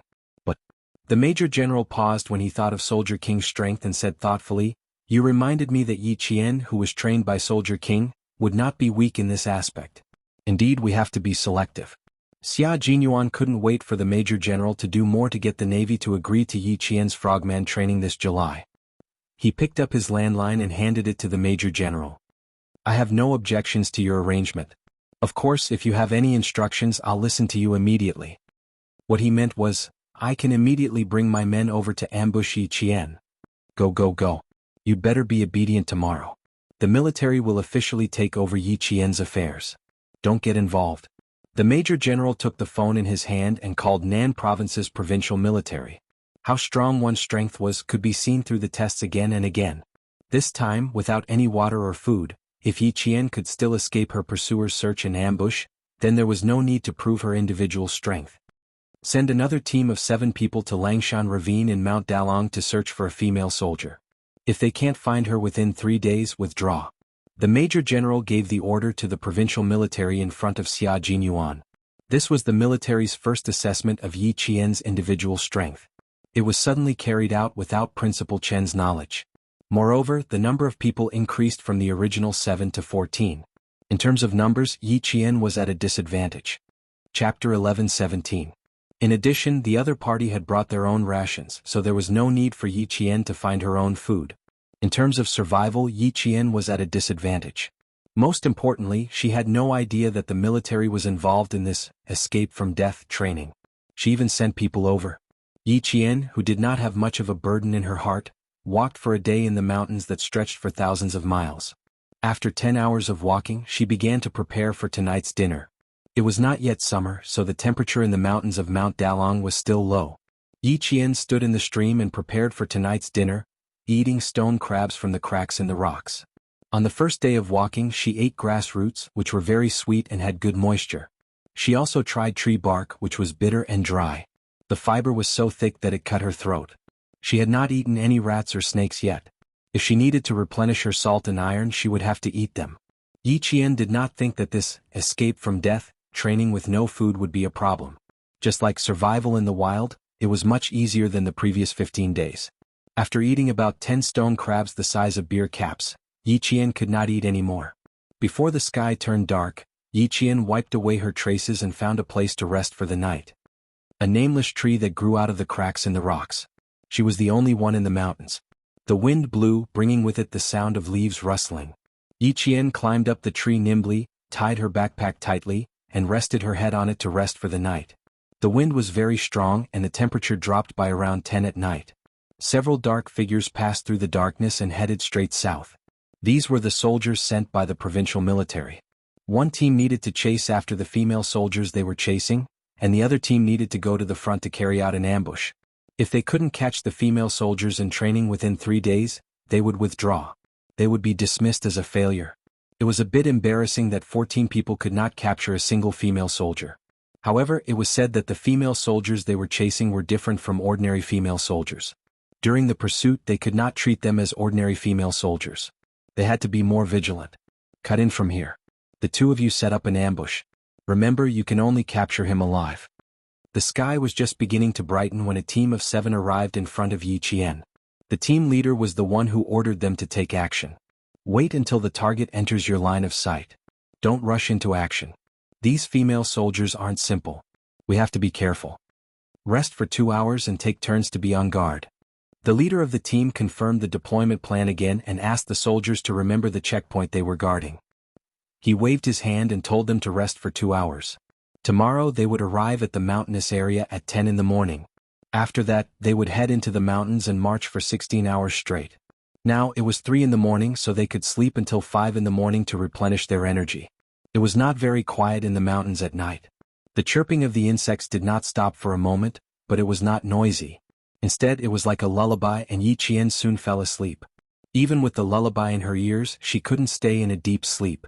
Without someone on guard, no matter how solid the environment was, her heart wouldn't be at ease. In addition, she had been eating raw food all day. After sleeping until 2 in the morning, Yi Qian woke up hungry. She had entered the period of hunger, and this would happen every day. Yi Qian woke up again at dawn. She scooped some cold water from the stream to clear her mind. Under the faint sunlight, Yi Qian looked at the compass, opened the map, and marked it with a pen. She murmured softly, "It's a bit of a detour to follow the stream from here. It's a bit steep to cut this way." Chapter 11:18. That won't do either. It's a waste of time even if it's steep. Even though it's a bit of a detour along the mountain stream, I can still make up for the time lost if I walk faster. After planning the next day's itinerary, Yi Qian began to draw a map of the terrain that he saw. As part of his training, he couldn't forget it. In order to replenish his protein and prevent his hunger from affecting his movements, Yi Qian caught a non-venomous snake that was an estrus and made it for his breakfast. The earthy taste filled his mouth. Raw meat tasted bad, but as long as it could replenish his protein and energy and drive away his hunger, he could swallow it down after a few bites. As for parasites, they weren't even in his consideration. That was why he had so much time to think about these and other things. When it came to survival, there was only one thing that he had to think about: filling his stomach. Spring was warm and the flowers were blooming. From late April to early May, the snakes were in their estrus period. Early in the morning, Yi Qian saw the male and female snakes making clear and bright sounds that sounded like they were hitting rocks. When he looked up, he could see the snakes entwined together on the branches. When he looked down, he could also see them in the cracks of the rocks. Faced with these scalp-numbing snakes, Yi Qian's gaze swept over them and fell on the abnormally broken branches. The creases were very fresh, and there were still wet twigs that had condensed into milky white beads. Yi Qian broke the same branches and observed whether the twigs condensed into beads faster or slower. After 5 minutes there was still no twigs. Yi Qian looked up to the south. Someone had passed by last night, and it looked like they were heading in the direction of the mountain stream that she had chosen. It was normal for people to pass by in the mountains. Some were secretly hunting, and some were villagers who went to the highest peak of Mount Dalong to dig for herbs. Anything was possible. However, the traces that they left behind would not be deliberately erased. If they walked past, they walked past. If they stepped on it, they stepped on it. There was no such thing as erasing the traces. Experienced poachers would usually erase the traces they left behind in order to cover their tracks. However, there weren't any rare animals in Mount Dalong. There were only small animals like pheasants and rabbits, so it wasn't worth it for people to risk their lives to hunt in the middle of the night. Villagers who didn't dig herbs, hunters who didn't hunt, after eliminating those who weren't dangerous. The only ones left were those who were dangerous. Yi Qian's gaze turned cold. He held the dagger in his hand and continued walking south along the stream. Is it possible that he didn't take this path? I didn't see any traces along the way. Firstly, I didn't bring any water. Secondly, I didn't bring any food. Even if you're looking for food, you should leave some traces. About 5 kilometers away from Yi Qian, a few soldiers in jungle camouflage passed through the mountains. They stepped on the green moss as they searched for the correct location. Reporting, Captain Xiao, we didn't find anything here. Captain Xiao, did she go in the wrong direction? Lost your way in the mountains? Team B arrived at one of Yi Qian's training destinations, but they did not find any traces of her in this area, so they were suspicious. Captain Xiao was also a little puzzled. Logically speaking, there should be traces left behind by her. He turned to his comrades and said, "Go to the stream and search again." If the female soldier was lost, they definitely had to find her. However, he was afraid that the female soldier wasn't lost. It was them who couldn't find her. "Yes, sir." A few voices sounded in unison. They quickly spread out to search by the stream. After searching for about 10 minutes, Captain Xiao contacted the provincial military and reported their situation one by one. "Commander, we searched the place where she rested last night but didn't find any traces. Do you think it's possible that no one came here?" Chapter 11:19. For Captain Xiao and the others, the mission was a bit sudden. They were also training in the army when they were suddenly told that a female soldier was undergoing special training and needed their cooperation to complete the assessment of the female soldier. Now, the female soldier was nowhere to be seen, not even a trace of her. Where were they going to find her? What if the female soldier got lost? The instructor in charge of Team A and Team B heard this and said to the captain of Team B, "We confirmed that the female soldier has been moving in the direction given to you." The military leader said that this female soldier is not an ordinary female soldier. If you can't find her in 3 days, retreat. Moving in the direction given to them meant that they didn't find any traces left by the female soldier. All traces were erased by her. Captain Xiao, who was about 1.72 meters tall, had a cold expression on his face. After ending the call with the military, he immediately led the team to chase after the female soldier. After Yi Qian realized that there was a group of unidentified people in front of him, he became more careful. Although he walked carefully, he didn't slow down. Walking along the woods on both sides of the stream, Yi Qian's military boots stepped on the wet moss. With a cold gaze, he acted like a real warrior, embarking on his own journey. Yi Qian's diet was cut off. He relied on all kinds of raw food to maintain his life. He walked until about 11 o'clock in the afternoon and stopped. On the computer screen where he could see her location signal, the red light that represented her was still flashing and didn't move forward. Stop about 1 kilometer away from Team A. The person who spoke was an unfamiliar young face. His facial features were handsome, and the lines were sharp and angular, as if they were carved by a master. There was a chill that kept people away from him. This was a man who had a completely different temperament from Xia Jinyuan. His skin was a healthy wheat color, and he wore a white Navy summer uniform. He sat in the Navy commander's office and stared at the flashing red dot in the same place. He was as cold as a glacier by the sea. There was no extra expression on his face. The Navy commander stood beside him and stared at the red dot in the same place. He asked, "Did she find something up ahead, or is she just resting in the same place?" "I'm not sure." The man didn't speak much. His muscular arms were crossed in front of his chest, and his unintentional movements had the sexiness of a soldier. She started Special Forces training at the age of 14. There are very few girls like her. Are you saying that she has already noticed the abnormality? The Navy commander picked up the document sent by the Army and flipped to the last page. When he saw a line of training plans, the commander smiled and said, "This girl is indeed not simple. Jinyan, look here. She is trained by the sea."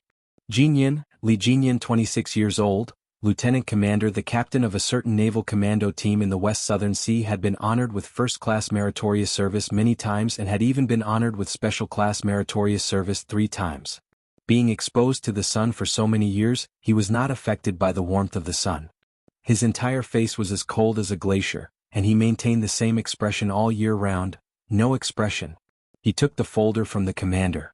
His cold gaze fell on one of the items on Yi Qian's 4-year plan. The corners of his mouth twitched slightly and he said flatly, "The records are vague. They can't be used for reference." "You don't be so picky. Didn't you just say that you started Special Forces training at the age of 14? That's very little. The little girl shouldn't be too bad. Otherwise, the military wouldn't have placed such importance on her." The Navy commander knew his beloved general's temper. Everything he did had to be perfect, not only for himself but also for the soldiers in his hands. Chapter 11:20. From July to August, he would lead the Frogman training team. They would conduct devilish underwater training on 4 islands near the Southwest Sea archipelago. The military had suddenly arranged for a female soldier who was likely to enter the Army Special Forces. The Navy also needed to be prepared and understand. Li Jinyan's cold face didn't change at all in the face of his commander's kind reminder. He glanced at the screen and saw that the red dot suddenly began to move. He only glanced at it once before his eyes fell on the 2-inch photo. The photo was a blue background. The girl in the photo was indeed a young girl. Her facial features were not bad and her skin was white. If he didn't see the tenacity between her eyebrows in the photo, he would have thought that she was the daughter of some high-ranking officer. He didn't know why, but looking at the photo he felt that she was a little familiar. "Commander, don't agree to the military immediately. Hold it down for half a month." Li Jinyan didn't stay any longer. He put the folder on the desk and stood up. His 1.8-meter height had an astonishing aura, and the entire office felt stifling because of him. He glanced at the red dot circling the line. It seemed that she wasn't resting in place. She really did find something abnormal 1 kilometer away. Her observation and reconnaissance skills seemed to be quite good. However, women had always been more sensitive than men in this aspect, so there was nothing to praise. The Navy commander nodded. "You will lead the team for this training. If you think that the military's arrangement is unreasonable, I will explain the situation to the military and refuse her participation." "No need. The fact that the military said so means that they have this plan. Hold it down for half a month. I just want to see if the military will persist because of her." Li Jinyan put on his white military cap and adjusted the brim. He added, "The military is still persisting after half a month. This means that this female soldier does have some merit." If the military was still persisting after half a month, he didn't mind letting this female soldier experience some hardship. Training on the sea without touching the ground would take 4 years. If she wanted to join the Frogman training immediately, she would have to see if she had the ability. The sun in the Southwest Sea was particularly bright. The entire beach shimmered with silver light. The southern province's Dalong Mountain was hot and humid during the day. After walking for 4 hours, Yi Qian resisted his thirst and quietly took a detour in the forest. There was someone in front of him and it was very close to him. If he continued to walk in the same direction, he would bump into them head-on. As a Special Forces soldier who acted alone, he was most afraid of bumping into someone head-on. If he wanted to know who the other party was, what they were up to, and whether it was safe or not, he had to go around and observe. Sensing danger, Yi Qian arched his back like a cat as he passed through the forest that was so quiet that he could hear a pin drop. He quickly took a detour to seize a good vantage point so that he could see who was in front of him. She was 1 kilometer away from the ambush point, but when she made a detour, she appeared within the range of the scout's binoculars. However, she only appeared for a second, giving the scout no time to react. By the time he reacted, Yi Qian had already disappeared from his line of sight. He only saw the leaves rustling gently but did not see anyone. Because the scout did not carry out a second round of reconnaissance, Yi Qian, who had unintentionally entered the scout's range, did not feel anything strange. Holding onto a tree branch with both hands, she leaped lightly and landed in a stone depression with its back to the sun. Chapter 11:21. It was normal for them not to discover the scout. Yi Qian was strong and so was their army. This was also why Xia Jinyuan wanted her to train non-stop and add in actual combat training. Completing every training session successfully did not mean that you were already very strong and invincible, but that the deeper and more dangerous problems had yet to appear. The scouts of the Southern Province military region were well known throughout the military region for their strength. Although this scout missed the opportunity to see Yi Qian directly, he immediately put away his binoculars and jumped down from the tree when he saw the abnormal movement of the leaves. At 11:30 in the afternoon, the sun began to shine brightly. The soldiers of Team A, who were camouflaged in the leaves and behind the vines, quietly waited for the female soldier they needed to chase to appear. The scout ran to the camouflaged captain and said in a low voice, "Captain, the female soldier might have discovered our tracks. I saw the movement of leaves about 500 meters away from us, but I didn't see anyone." She didn't discover them the first time? The captain of Team A was a little surprised. Sometimes, the strength of the scouts in their team couldn't even take advantage of the military region, but this time they only saw a shadow? I didn't see anyone at all. By the time I discovered them, I only saw the abnormal movement of leaves. If it wasn't for the fact that there wasn't any wind just now, I might have thought that the movement was caused by the wind, the scout said truthfully. "We have to retreat, Captain. We can't stay here for long." They had to retreat. The pursuers had discovered them long ago. They were the ones who discovered the female soldier in advance. How could they be discovered by the female soldier? Signaler, contact Team B and see where they are. After they gathered, the captain of Team A immediately asked the soldiers to contact Team B first. There were pursuers behind them and there was an encirclement in front of them. With 14 men surrounding one female soldier, it was impossible for them to retreat within 3 days. Team B's situation was not much better than Team A's. After all, Yi Qian had been training for 4 years. Although she didn't have any military experience, she was naturally much stronger than the soldiers in the two teams who had only been in the army for 2 or 3 years. The soldiers sent by the provincial military were not bad, but Yi Qian was not bad either. It took Team B a long time to find 2 traces of her erasure. She shouldn't be too far away from you. The female soldier we're chasing isn't an ordinary person. Old Ding, you have to be careful. I've only found 2 traces of her, Captain Xiao said helplessly. He felt embarrassed to say it out loud. The instructor said that the female soldier we're chasing is a special forces soldier. Her training is 10 times harsher than ours. Old Ding, in terms of training, we're way behind the others. The soldiers that were sent out were not field troops.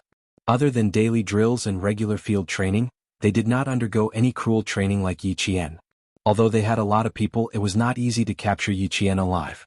The captains of the 2 teams were aware of this problem. They ended the call a little sullenly. Realizing that the female soldier they were chasing was not ordinary, the 2 teams moved even more carefully. An hour after Yi Qian discovered their tracks, she saw them pass by in front of her disguised as leaves. She instantly understood that not only did she not have any food to eat, she also had to be careful not to be caught by the soldiers who ambushed her.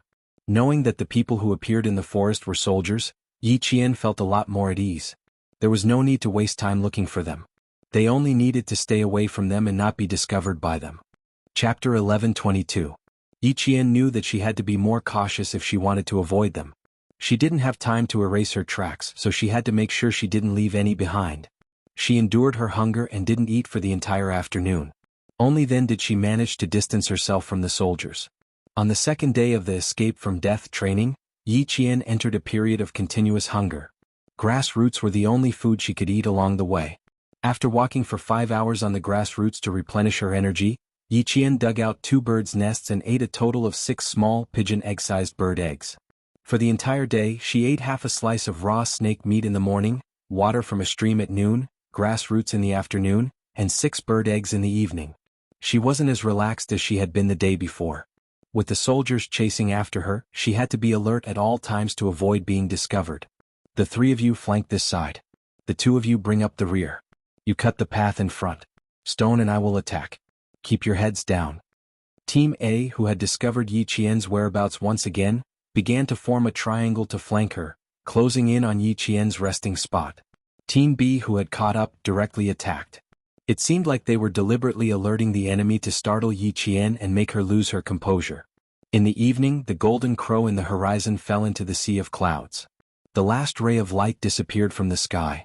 Yi Qian, who had been resting against a tree, suddenly rushed down the steep mountain like an arrow released from a bow. She was so fast that the leaves brushed past her ears. She wasn't afraid that the leaves would stab her eyes or cut her skin. Fuck. When the soldiers who were still lurking saw her rushing down without a care for her life, they all tightened their backpacks and rushed down as well. Team Leader Xiao and Team Leader Ding followed the rustling sounds of leaves along the way and led their own soldiers to charge down without any regard for their lives. Flank, flank. 3 to the left and 3 to the right. The rest go straight in the middle. Before the 14 people had completely dispersed, Team D immediately deployed and said to Captain Xiao, "If we don't catch her tonight, it'll be difficult tomorrow." Yi Qian sensed that there were people approaching her and ran towards the route she needed to take tomorrow. Not only did she have to run, but she also had to run to a place where she could see more clearly and turn her head to look at the mountain under the night sky. Otherwise, how would she be able to draw the topographic map of her march? The military map that was given to her was not a city map that could be bought outside. It was a contour line formed by connecting various points. She wanted to draw a topographic map herself. She could only draw it by looking at it on the spot. It took her 27 minutes to run from the ridge to the saddle of Yi Qian between the two mountains. She had been running non-stop for nearly half an hour in her half-starved state. Yi Qian did not continue to run. She pulled away and quickly found a place to hide. With so many soldiers chasing after her, she had to secretly get rid of a few of them. There were still 5 days left. She did not want to run for her life in the forest at night. Although they could search for Yi Qian in a large area by flanking him from both sides, the fact that their forces were not concentrated also made it easier for Yi Qian to deal with them in secret. She had already found a row of cover. When she heard movement coming from nearby, she quietly got up and approached silently. "Don't move." When the soldier turned around, the dagger was pressed against his back. Her clear and cold voice reached the soldier's ears. "I've already taken care of you."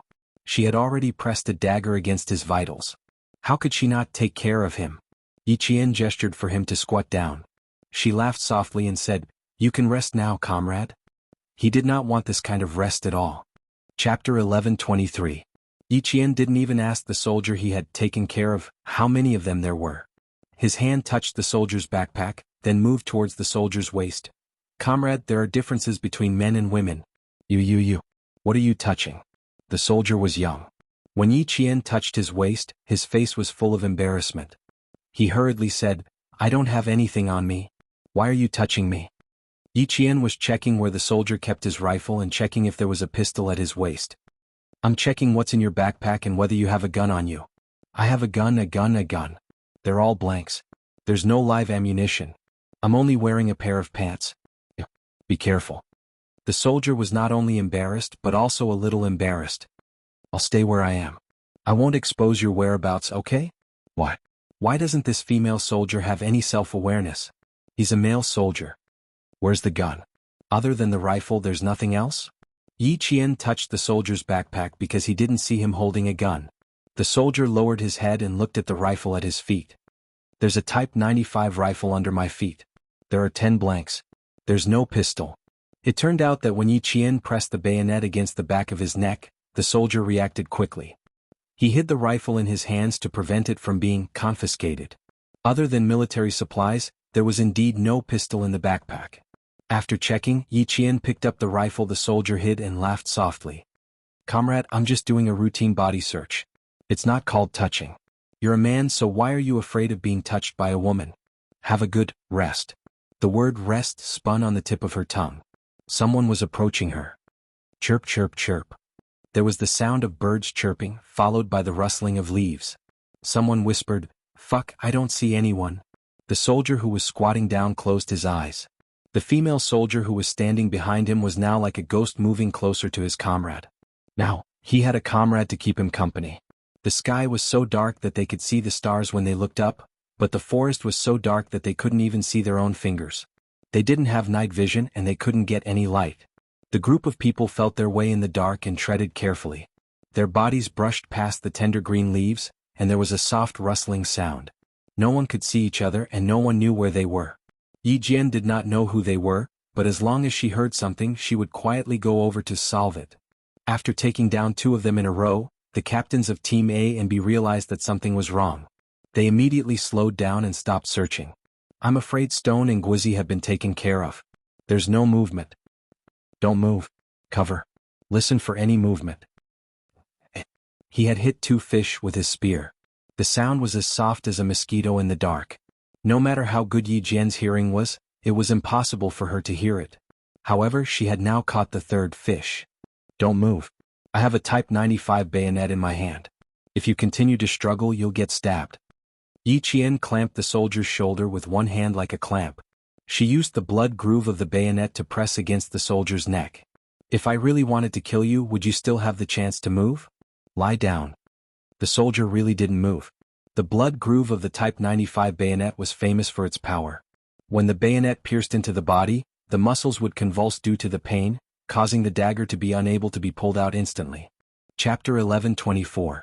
A Type 95 bayonet with a blood groove would draw out the blood and lubricate the friction between the blade and the muscles. It could quickly carry out a second attack. If the bayonet really did stab the male soldier, he would be offended. 14 soldiers took care of 3. Yi Jian didn't continue searching. Hearing that there was no movement around her, the corners of her mouth curled up slightly. Yi Jian, who only took one Type 95 rifle, quietly retreated in the direction she needed to go. She didn't know that there were soldiers chasing after her during the survival training. Uncle Chen also didn't remind her. It seemed that the military had something to do with it. The conversation with the Major General during the Spring Festival was still vivid in her mind. He said, "In the future, if there is a plan that you didn't plan for, it will definitely be related to the military. Don't make a fuss about it. Just focus on completing your training." Thus, a group of soldiers that suddenly appeared in front of her and soldiers chasing after her were part of the plan that the military added to her. Her plan was 7 days of survival training. Instead of staying behind to take care of the soldiers chasing after her, focus on completing your training. You can't be distracted. The wind in the mountains blew gently, causing the leaves to gently rustle. Yi Jian, who had always been clear about what she needed to do, didn't have the slightest bit of nostalgia for the thrill of battle. She left the valley where the soldiers were hiding. The flashing red light continued to move in the direction she needed to go. It didn't take long for her to move away from the 12 stationary red dots. Li Jinyan unbuttoned the top 2 buttons of his white navy uniform, revealing his wild collarbone. His expression was focused and cold as he stared at the flashing red dots. He didn't continue to fight. Within 5 minutes he had taken care of 3 and left. This was getting interesting. There were 2 things that soldiers should avoid during training: being provoked and being distracted. Once these 2 things were violated, it meant that the soldier's emotions were volatile and easy to control. His judgment needed to be strengthened. If he were to objectively evaluate her, there would be 3 words: unqualified. It was interesting to say that she was a female soldier. Firstly, she was clear about what her training was. Secondly, she had taken care of the 3 soldiers as a warning. Thirdly, she knew the identity of the soldiers chasing after her. She didn't have to worry about the identity of the people chasing after her. She was calm, smart, and capable. Did the military really want to groom her? There were many calm, smart, and capable people in the army. It was only because she was a female soldier that the military paid more attention to her. Still observing? Did you see anything? The office door was pushed open and the Navy commander walked in. I've mentioned it to the army and told them about the nature of our training this time. The army is very insistent. Before the commander walked over, Li Jinyan immediately buttoned up the 2 buttons he had undone. He stood up and turned around. At present you do have some ability. You took care of 3 soldiers in 5 minutes. You have a clear goal and are relatively calm. According to what you said, it's not bad? The commander laughed. It was rare for him, a general, to praise a soldier. I can only say that she is a calm person. The commander smiled and shook his head. What should I say about you? You're too harsh and you'll scare away potential soldiers. You have to give them a chance to adapt. You can't keep denying their abilities. Personally, I think that this female soldier Yi Jian is really outstanding. Her memory has reached an unfathomable level in the army. It's not an exaggeration to say that she has a photographic memory. It's already at an unimaginable level. Chapter 11:25. She can clearly repeat what happened a few months ago, what she said and what others said. Such a powerful memory is indeed shocking. I was also shocked. As for Yi Jian, even though he had not met him yet, the Navy commander already admired him based on the information and his conversation with the Major General of the Army. She really has potential, I can see it. This female soldier, for the time being, I feel that she is outstanding. At 8 o'clock in the evening, The sky over the Southwest Sea had just begun to fade. Li Jinyan took out a list of names from his desk and handed it to the Navy commander. Take a look at this list. I won't deny soldiers with potential. After the basic training there will be a ranking. Those who are not qualified will be eliminated. Those who are qualified will enter the second step of training. When he spoke, his facial muscles did not move. When he spoke in a cold tone, it seemed that even the temperature in the room dropped a lot. The pure white Type 97 Navy uniform was supported by his perfect and sexy figure to the edges and corners without a wrinkle.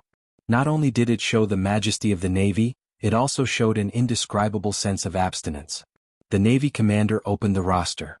The details of every soldier were clearly written down. Their strengths, weaknesses, potential, and so on were all clearly written down. He had always been at ease with Li Jinyan's work. Basic training in June, Devil training in July to August. As for the Army's work, we will do our best to cooperate. Whether it is good or not, we will send them to you for inspection. After inspection you will know. Yes. Li Jinyan did not say more. He was a soldier who was not good with words. If the Army insisted he would of course accept. As for the arrangements and training after acceptance, it was not up to the Army to intervene. The long sound of the warship's horn came from the sea. The Navy wearing dark blue training uniforms gathered and ended the day's routine training. The sentinel holding a steel gun on the dock changed shifts with the next sentinel. In the bloody setting sun, the two sentinels' figures were straight. The sentinel who took the steel gun saluted his comrade and began his shift. White uniforms, black reefs, half of the sky was dark blue and the other half was blood red. There were warships docked in the distance, and a few rows of Navy soldiers walked towards the barracks in neat steps, outlining the daily life of the naval barracks. Seagulls flew across the surface of the sea, bringing with them a cheerful chirp. On an unknown island, several frogmen carrying heavy oxygen tanks emerged from the depths of the sea. They made an okay gesture to their comrades and like a shark, they swam to the shore with a strength that could split the sea. How many haven't come up yet? Speed, speed, speed. With Demon King Li's appearance, they would all dive for another 20 minutes. A pulmonary edema appeared. Today I'll have to dive 40 meters. Tomorrow I'll have to dive 60 meters. I'll have to see how far Demon King Li can dive. You talk too much. Take off your equipment, damn it. I've been carrying dozens of kilograms for a whole day. My spine is about to break. The soldiers in the Navy Storm Commandos were both frogmen and divers. They trained for an average of 8 hours a day, and about 4 to 5 hours would be spent training underwater. Li Jinyan was the captain of the Storm Commandos. Because of the harsh training and his cold personality, the soldiers who had just passed the selection secretly called him Demon King Li. However, the official members of the Storm Commandos were absolutely respectful to their captain, and their words were full of admiration. Chapter 11:26. The 4 official members of the Storm Commandos smirked coldly as they listened to the dozens of soldiers who had just passed the preliminary selection grumbling as they came out of the water. They waited quietly for the dozens of soldiers who still wanted to see their captain take off their diving gear. The salty sea breeze blew, and the waves began to push forward from the gentle waves to the reefs. After the soldiers took off their heavy diving suits, the 4 official members popped out from the corners of the reefs and stood in front of the 40 soldiers. They shouted, "Line up." A new round of night training began. Yi Qian looked up at the starry sky and rubbed her starving stomach. She let out a long sigh. No matter how miserable she was in her previous life, 3 meals a day was considered normal. This time she was starving. She carefully took out the 4 little bird eggs from her backpack. She squeezed the crispy eggshell with both hands, and the egg white flowed into her mouth. Dinner, just a few eggs. It seemed like she had to save some for tomorrow. She could not throw away the snake meat anymore. She had to wrap it with tree leaves to replenish her protein. The 2 teams sent by the provincial military were still searching. She had already climbed up a pine tree to think about tomorrow's food problem. The owl let out a strange cry, flew up from the tree and landed lightly on another tree. The pheasants in the mountains cooed, and then slowly quieted down. The second day of training ended with the arrival of the 3rd morning. A thin mist rose in the forest. After a simple disguise, Yi Qian did not rush forward recklessly like she did the first day. She had to be careful of the soldiers behind her, but it was also possible that they would catch up to her after she slept for a night. Every day she had to go to a designated location to send her location. If the soldiers chasing her knew the location she had to go to every day, it was entirely possible for them to hide there and wait for her to bump into them. Yi Qian, who was picking non-poisonous mushrooms in the pine forest, bent down, maintained her posture, ready to cover herself if she sensed anything strange. Yi Qian, who dealt with mushrooms for breakfast, did not stay in one place. She did not leave any trace for the soldiers to find her. It was as if she had disappeared into thin air, leaving no trace behind.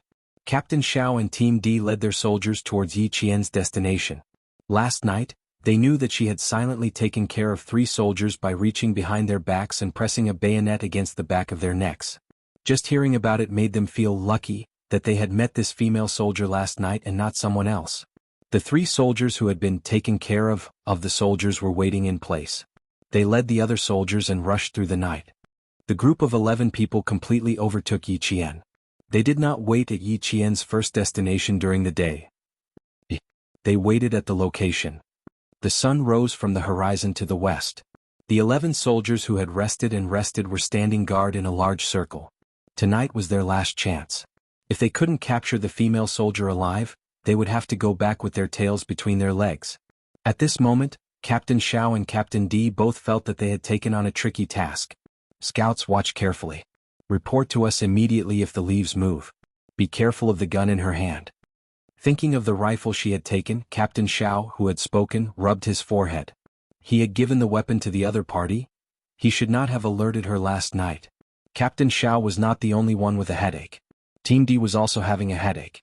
The female soldier had extremely strong anti-reconnaissance abilities.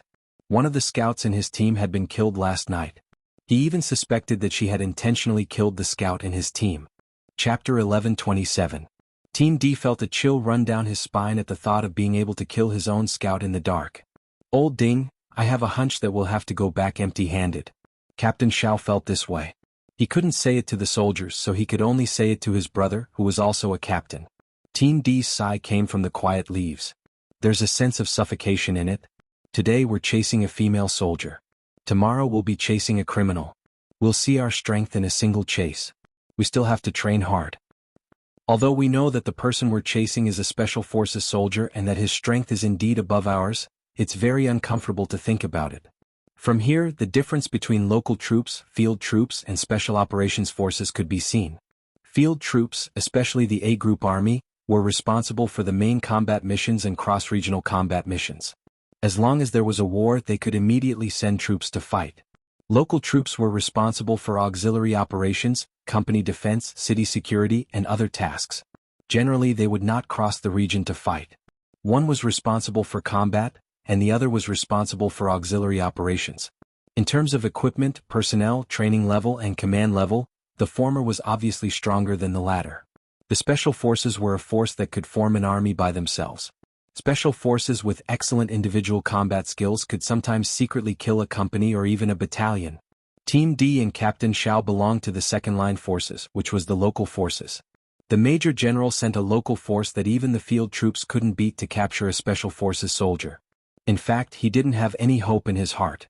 He just wanted the Navy to see how she would deal with the sudden appearance of the plan. Team D and Captain Xiao didn't know what the Major General's purpose was. They only knew that they were facing a difficult problem and a mission that made them feel very suffocated. After Team D finished speaking, he fell silent.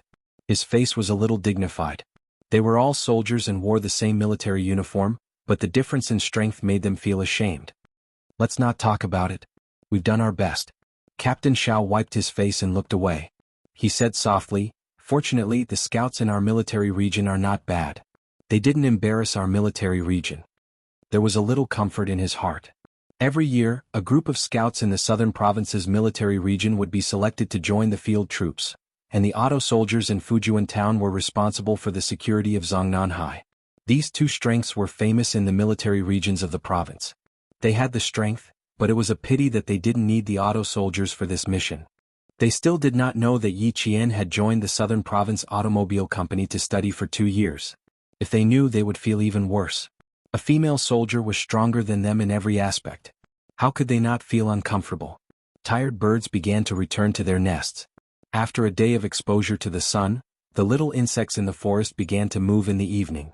The high-pitched and low-pitched chirps of the insects ushered in a slender figure moving forward in the thick leaves. The female soldiers that gave the local troops a headache had appeared.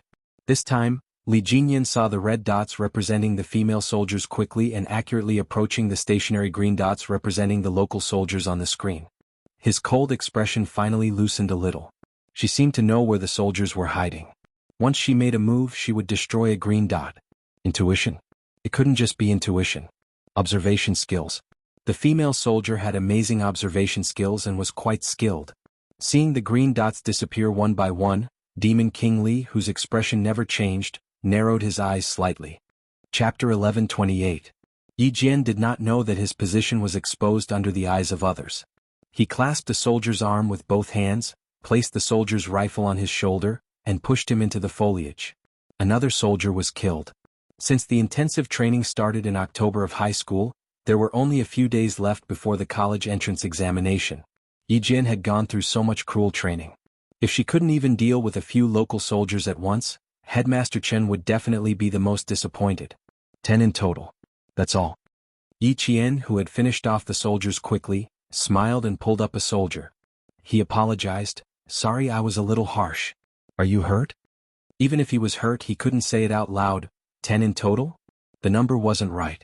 11 in total. Who else hadn't been caught by her? Old Ding? It was possible. He was probably the only one left. Bro, hang in there. You're everyone's hope. Looking at the female soldier in front of him, he couldn't see her clearly. Captain Xiao loosened his shoulder, which was numb from being hit by the rifle butt. He endured the pain and said, No, the number isn't right. It really hurt. She was more than just a little harsh. Too harsh. Tomorrow his shoulder would definitely be bruised. Muscle contusion. The number wasn't right. There were still people hiding. An individual was a small target in a large area. It was a waste of time to look for them. He might as well learn from them and wait for them to come to him. They didn't have night vision goggles. If they wanted to ambush them, they could only fight in close combat. Yi Qian didn't bother hiding. He used his voice to lure the soldiers out. She heard the male soldier gasp in pain. She was a little embarrassed and said, Are you okay? Do you want me to spray some medicine? Although she knew it was inevitable, she couldn't help but blame herself for hurting his heart. It was fine if she used her hand, but she used the rifle butt. With her strength, she could have hurt the soldier. Although he couldn't deal with the injury in front of the female soldier, it was already very embarrassing. If it happened again, he couldn't afford to lose face. Captain Xiao didn't loosen his shoulder. He smiled and said, It's okay, it's okay. I have to thank you for being merciful. You didn't fire a blank bullet and you didn't hit me in the head with the rifle butt. Given the distance just now, the female soldier could have attacked even more ruthlessly. However, she probably had scruples about their identities and restrained her attacks. Hidden in the depths, Team D listened to the female soldier and old Zhao's soft conversation. Slowly, he held his breath and moved closer to her. All 10 of his brothers had been taken care of, and he was the only one left. He had to give it his all. The boots were very light, and the closer they got, the slower and steadier their movements became. The female soldier laughed and replied to old Xiao, It's not good to shoot blanks in the middle of the night. If you shoot blanks at close range, you'll be able to leave a small dent in your body. Closer, closer, the soldiers are getting closer and closer. Right now. That's why I have to thank you. Captain Zhao's entire sentence was cut off. He felt a strong gust of wind blow against his face. The female soldier, who had been able to see a black shadow, suddenly turned around. Only then did he realize that another black shadow was approaching. Old Ding, it was definitely him. Yi Qian's quick reaction really gave Team Da fright. The unprepared female soldier suddenly turned around and pounced at him like a ferocious beast. Her swift and fierce posture was mixed with hostility. She was fast and ferocious, and he had a hard time dodging her. This was the first time Yi Qian had fought against a local soldier. With his previous experience, he relaxed a little this time.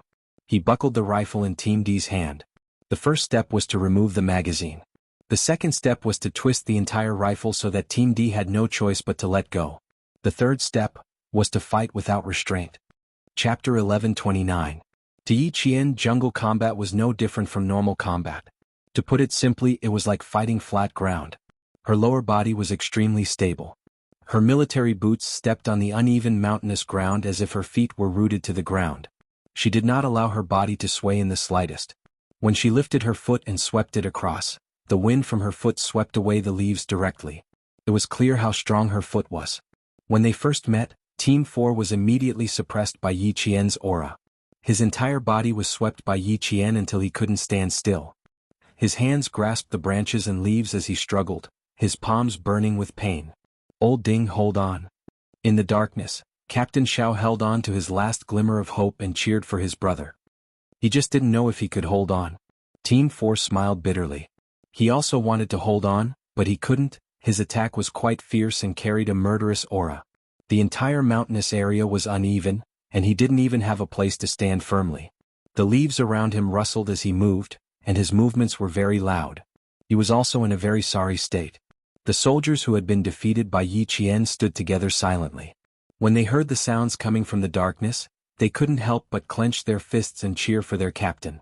Among the 14 people, Team 4 and Captain Xiao were the best fighters. Team 4 was better than Captain Xiao, but even so, he couldn't withstand Yi Qian's attacks. He took the initiative to punch a few times, but in the end he was mercilessly suppressed by Yi Qian. Too strong. They were no match for her at all. When local soldiers faced a special forces soldier, they would only be defeated. Even if the opponent was a female soldier, he didn't have a chance of winning. Yi Qian consecutively defeated 10 soldiers at the front and knew that their skills were far inferior to the field forces. She also slightly controlled her strength to avoid accidentally injuring them again. After forcing Team 4 to the middle of 2 trees, Yi Qian let out a low growl. Her long, slender legs pressed down like Mount Tai. Team 4, who had no way out, relied on his instincts. He hurriedly protected his head with his hands and blocked Yi Qian's right leg that pressed down on him. He couldn't help but bend his knees under the pressure of her foot. It was as if he was holding a jack with both hands, suppressing him to the point that he couldn't push her away no matter how hard he tried. 1 minute later, Yi Qian retracted his foot and said with a smile, "Tonight, the 11th one. There shouldn't be any more." There was no need for any more gestures. Team D knew that he had been dealt with. He was directly suppressed to the point where he couldn't move for a minute, defeated. As Team D spoke, the other 10 people all let out a soft sigh of relief. Gone, all gone. At 8:30 p.m. on the 3rd day, the 14 local soldiers sent by the provincial military were completely annihilated. None of them survived. 11 tonight plus the 3 from last night, all 14 soldiers have been dealt with. Even if they lost, they couldn't lose their composure. Team D said generously with the honesty of a soldier. Very impressive. We accept our defeat wholeheartedly. We received orders to capture a female soldier alive within 3 days. There are only a few hours left before the end of the 3 days. Our mission has ended in failure. He hadn't guessed wrongly. The military was indeed involved. Would there be additional training from the military from time to time in the future? She didn't know. Uncle Chin didn't know either. They had discovered it midway. In the next few days, would there be more? There was still one thing that was unclear about the additional training this time. Why would the military send local troops to train them? Chapter 11:30. The lights were turned on. Led by Team D, the soldiers stood in a row in the foliage. Yi Qian shook hands with them one by one and smiled. "Thank you for your hard work. Please forgive me." Her face was covered in a thick layer of paint. Even with the light shining on her face, her facial features could not be seen. Only her bright eyes could be seen. They were as bright as the stars in the sky, and there was a hint of coldness in them. But everyone only had one thought in mind: so small. How could the female soldier who defeated them be so small? So small? "She's not even as big as me," the youngest soldier in the team muttered softly. Yi Qian pretended not to hear and said politely to Team D and Team Xiao, "I'm not sure why you guys are in this training. Please forgive me if I offended you in any way." The military had its reasons for this arrangement, but they couldn't figure out why it was done this way. It didn't make sense for a local soldier to go up against a special forces soldier. "I feel like you've taught us a lesson. When we get back, we'll have to reflect on ourselves. Although we're a local soldier and aren't as strong as a field soldier or a special force soldier, we still have 14 people. We're ashamed that we were beaten to a pulp." Team Xiao smiled bitterly. He didn't look like he was running away from the defeat. "Thank you for your hard work tonight." The strongest female soldier. The tense process ended politely. Yi Qian stood in place and watched them leave until he couldn't hear their footsteps anymore. Yi Qian rubbed his stomach and found the spot he wanted to sleep in. He waited for the sun to rise on the 4th day. When Yi Qian woke up this time, he spent some time covering the traces of the fight. The area was too big. Some of the bushes were trampled on, so it was impossible to wipe away all the traces. It took 10 minutes for Yi Qian to reach the place he needed to reach on the 4th day. From the 4th day to the 7th day, he didn't encounter any more ambushes. Yi Qian, who was so hungry that his skin was abnormally pale, relied on snake meat, insects, rats, tree bark, grass roots and stone crabs to survive. Finally, at 3 o'clock in the afternoon of the 7th day, he appeared in the area of the anti-chemical regiment's military zone. During the escape from death training, Yi Qian didn't miss a single signal for help. She didn't make a single call. With her amazing perseverance, she managed to survive. When she appeared, she was even one step ahead of Principal Chen. She smiled and said, "Uncle Chen, I'm out." It was normal to not have a meal for 7 days. There was no cooked food or warm water. She had to rely on food that ordinary people could not eat to survive. Looking at Yi Jian, who had lost so much weight in just 7 days, the corners of the iron-willed man's eyes turned red. Yi Jian had lost weight. She was wearing a jungle camouflage outfit. She was so skinny that her small face could be covered by a palm. The backpack on her back looked like a mountain, as if it could crush her at any time. However, her spirit was not damaged at all. She exuded a tough and indomitable aura. Standing in the sunlight, he was not crushed by hunger. He had the sword will of a pine tree that pierced through the clouds. He exuded the might of a soldier from head to toe. "It's good that you're out. It's good that you're out. You're good at enduring. You'll have a bright future." Principal Chen patted Yi Qian's shoulder. His usually cold voice sounded a little choked up. The girl Jian didn't rely on anyone to get to where she was today. She relied on herself, one step at a time. Even if she had a close relationship with Major Xia, she didn't think of relying on anyone. She always remembered what Uncle Jen told her: it's better to rely on yourself than on others. She relied on her own strength to gain the appreciation of the higher-ups in the military. Chapter 1131. Yi Qian, who was almost as thin as a match, smiled. Her eyes were as bright as the sun, emitting a dazzling radiance. She said, "Let's go home, Uncle Chen." She was really hungry, but her hungry stomach seemed to be blocked. Her mouth wanted to eat and her body wanted to eat, but her stomach refused. You have to eat porridge.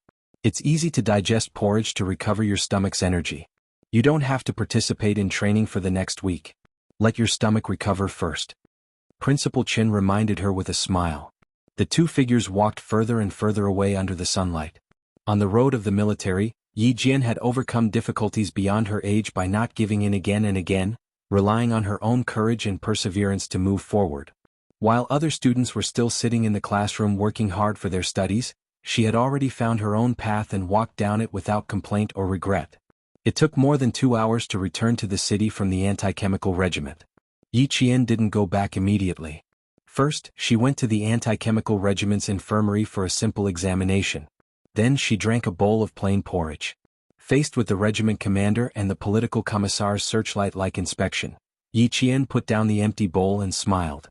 If you really get used to it, it won't be a big deal in the future. Before the ancient humans found the fire seed, they also ate raw food. I feel that these few days I've been returning to the basics.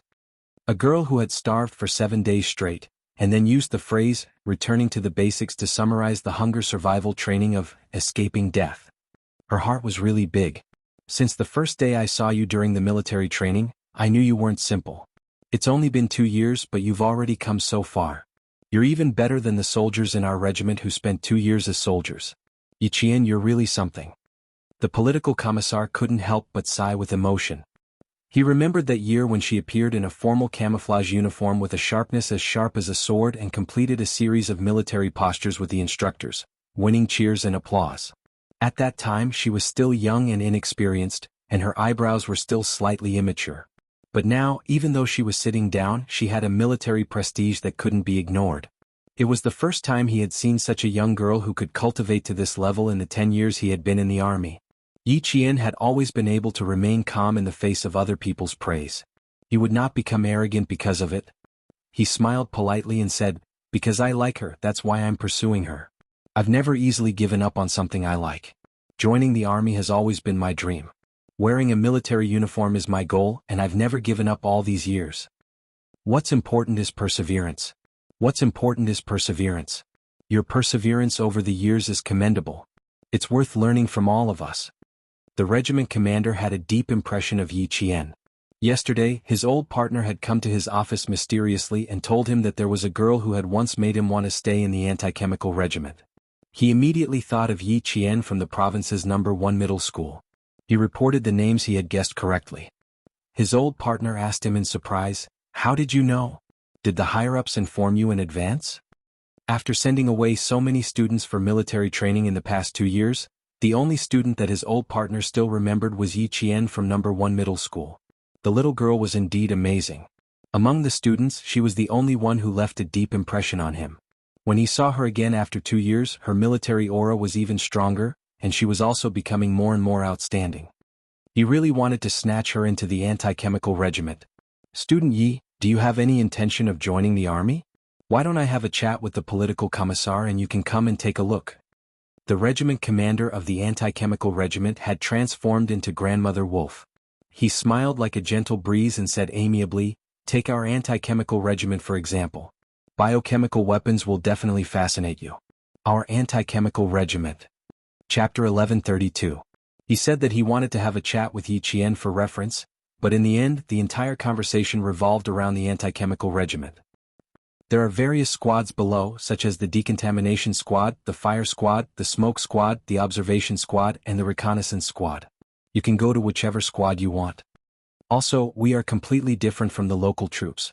Once the war starts, the anti-chemical regiment will be responsible for the anti-chemical regiment of the participating troops. We have to deal with harmful chemicals, monitor them, and take precautions. Although we don't have to fight the enemy head-on, we have always been fighting the enemy secretly. Student Yi, you can still fight the enemy if you join the anti-chemical regiment. What do you think? Our anti-chemical regiment is pretty good, right? The regiment commander was never good at chatting and heart-to-heart talk, but every word he said was the truth. The political commissar nodded along the whole time, explaining the specific tasks of each squad from time to time. He looked like he couldn't wait to drag Yi Qian through a physical examination, then quickly pass the background check and be assigned to the anti-chemical regiment as soon as possible. After resting for 2 hours in the anti-chemical regiment, Yi Qian chatted with the regiment commander and the political commissar for 2 hours. After she left, the regiment commander said bitterly to the political commissar, "Even a bowl of porridge couldn't keep her. The little girl is much more slippery than before. She didn't reject you directly. That's already giving you face."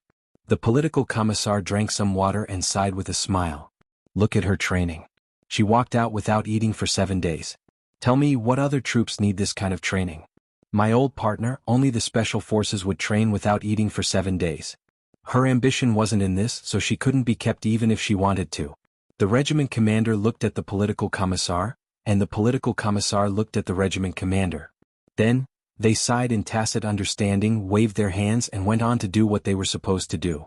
With the goal of becoming a special forces soldier, the anti-chemical regiment really couldn't keep her.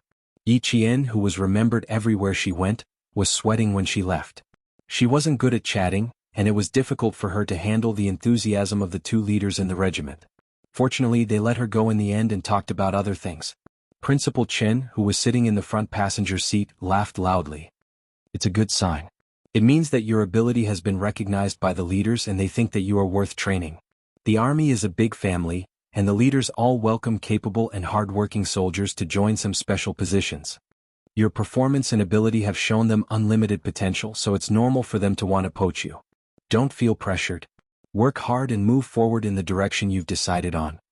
Listening to Principal Chen's voice, Yi Qian, who had eaten a bowl of porridge, felt her eyelids grow heavy as the jeep drove along.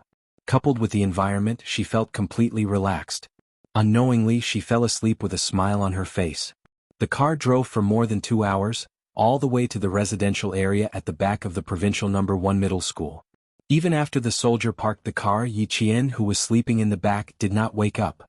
Principal Chen saw the dark circles under her eyes and said to the soldier who sent them back, "Please help me carry her. She's too tired. Let her sleep for a while." "Yes, sir." The soldier opened the back door without hesitation. Just as he was about to bend down to carry Yi Qian out, a faint smile came from behind him. "Let me do it." You help Sir carry his backpack. He had waited for more than an hour for his little fox to come back. It was better for the boyfriend to carry her upstairs. Chapter 1133. Principal Chen was taking his backpack from the trunk when he heard Xia Jinyuan's voice. He quickly turned around and saw Xia Jinyuan bending over to get into the car. He waved at the soldier who had yet to react. "Come, Xiaoding. Help me open the door." "Thank you." Inside the car, Xia Jinyuan's right hand was about to reach for the back of Yi Qian's neck so that he could hug her shoulders. However, with just one movement, Yi Qian, who was sleeping soundly in her seat, suddenly opened her eyes.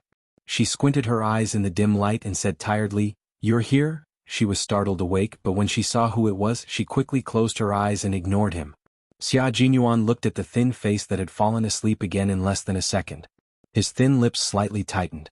The 7 days of escape from death training had made her lose a lot of weight, and it could be seen from her face. The dark circles under her eyes were very deep, and the corners of her eyes were greenish-black. Her lips, which were originally as delicate as peach blossoms, were now covered with a layer of pale skin. They were so dry that there were small cracks on them. From head to toe she was completely exhausted. As he carried her out of the car, his elegant brows furrowed tightly. Thin. She wasn't just thin. She had lost a lot of weight, and in his arms she looked a little bony. "Principal Chen, I'll carry her up first." Xia Jinyuan carried Yi Qian, who was so light that she didn't seem to weigh much. Deep in his dark eyes, there was an unresolvable heartache. He had never accompanied her during her training. Every time he could only calculate the date of her return and rush over just to see if she was all right. In the face of high-intensity training, it wasn't that he didn't think that he could relax a little. However, whenever he thought of the cruelty of the battlefield, he would always suppress his heartache. When K7 was captured, his body was injected with an unknown drug that increased his pain. After returning to the country, he rested for 3 whole months. Even male soldiers suffered inhumane treatment, let alone female soldiers. No matter how much his heart ached, he had to endure it. At this time, it was already the time when the food in every household was fragrant and the city was brightly lit. Xia Jinyuan gently placed her on the soft bed and gently took off her coat. He then took off her muddy military boots and placed them on the balcony. When Principal Chen came in, he saw Yi Qian sleeping under a thin blanket. Then he saw the tall figure busy on the balcony. He smiled gently and closed the door. Major Xia really cared about Jian Yiling. Every time Jian Yiling finished her physical training, she would rush over to accompany her. She would also guide her emotions and seriously point out her shortcomings. With such a person taking care of Jian Yiling, he and Uncle Jian were not worried at all. Outside, all the houses were brightly lit. However, Yi Qian's room had the curtains drawn. There wasn't a trace of light coming in and there wasn't a trace of sound. Only 2 long breaths could be heard in the darkness. Xia Jinyuan set off from the grassroots company in the middle of the night. Halfway through the journey, the car encountered a landslide that blocked the only road from the grassroots company to the city. He asked the soldier to turn around and drive back to the company. He carried his luggage and climbed over the dangerous landslide with his bare hands. He walked more than 40 kilometers overnight to the city. From the time he set off last night until he arrived at the provincial capital around 6 p.m., he didn't stop for even a minute. He drove the car that Xia Yiwei prepared for him to the school. Finally, at 7:20 p.m., Yi Qian came back. The 2 of them were in a race against time. In the end, they were finally able to lie on the same bed and rest. To Xia Jinyuan and Yi Qian, this could be considered as dating. Chapter 1134. There wasn't much time for the 2 of them to squander, and there wasn't much time for them to enjoy each other's company. Every minute and second was particularly precious to them, because they didn't know if the person beside them would go on a long journey in the next second. The only thing they could do was to seize the time they had to spend together and enjoy the rare time together. It was also rare for them to sleep together. Yi Qian slept until 2 o'clock in the morning. As soon as she moved slightly, Xia Jinyuan, who was lying next to her, immediately opened his eyes. Having just woken up, he asked in a clear and hoarse voice, "Hungry? I heated up some porridge in the kitchen. Do you want to get up and eat?" With her head still resting on his strong arm, Yi Qian, who was infatuated with his body temperature, rubbed her head against his arm and said in a dry voice, "I'm not just hungry. I'm so hungry that I want to eat fatty meat. Principal Chen told me to eat porridge for a week to nourish my stomach." Her words made Xia Jinyuan chuckle. He tightened his arms around her and hugged her tightly. He laughed until his chest shook as he said, "You can't eat that. Listen to Uncle Chen and nourish your stomach for a week." After saying that, he took a deep breath in the crook of her neck and laughed a little louder. "I think we should take a good bath together. I haven't taken a bath for 3 days and 2 nights. You probably haven't taken one for a week." Girls were usually shy when it came to such topics, and Yi Qian was the type who was very, very shy. Hearing this, she immediately got up from his arms and rushed to the bathroom in the room like a gust of wind. Hearing the sound of water rushing out of the bathroom, Xia Jinyuan laughed out loud. He didn't tease her any further. Maintaining his gentlemanly demeanor, Xia Jinyuan went downstairs to the car to get his luggage. After he scooped a bowl of porridge from the kitchen and put it on the dining table to cool, He saw Yi Qian, whose hair was still wet, walk out in a workout shirt and shorts. Because she had just showered, her fair skin glowed like a pearl under the light, but it was a little too thin. Yi Qian's face was no longer red. He had walked alone in the forest for 7 days and was starving the entire time. How could he have had time to clean up his image? At most he would have used a towel to wipe his face, but there shouldn't have been any smell. In front of him the 18-year-old Yi Qian was less restrained. At the time he was shy, but after that he was able to keep his composure. Faced with his gaze, Yi Qian calmly. But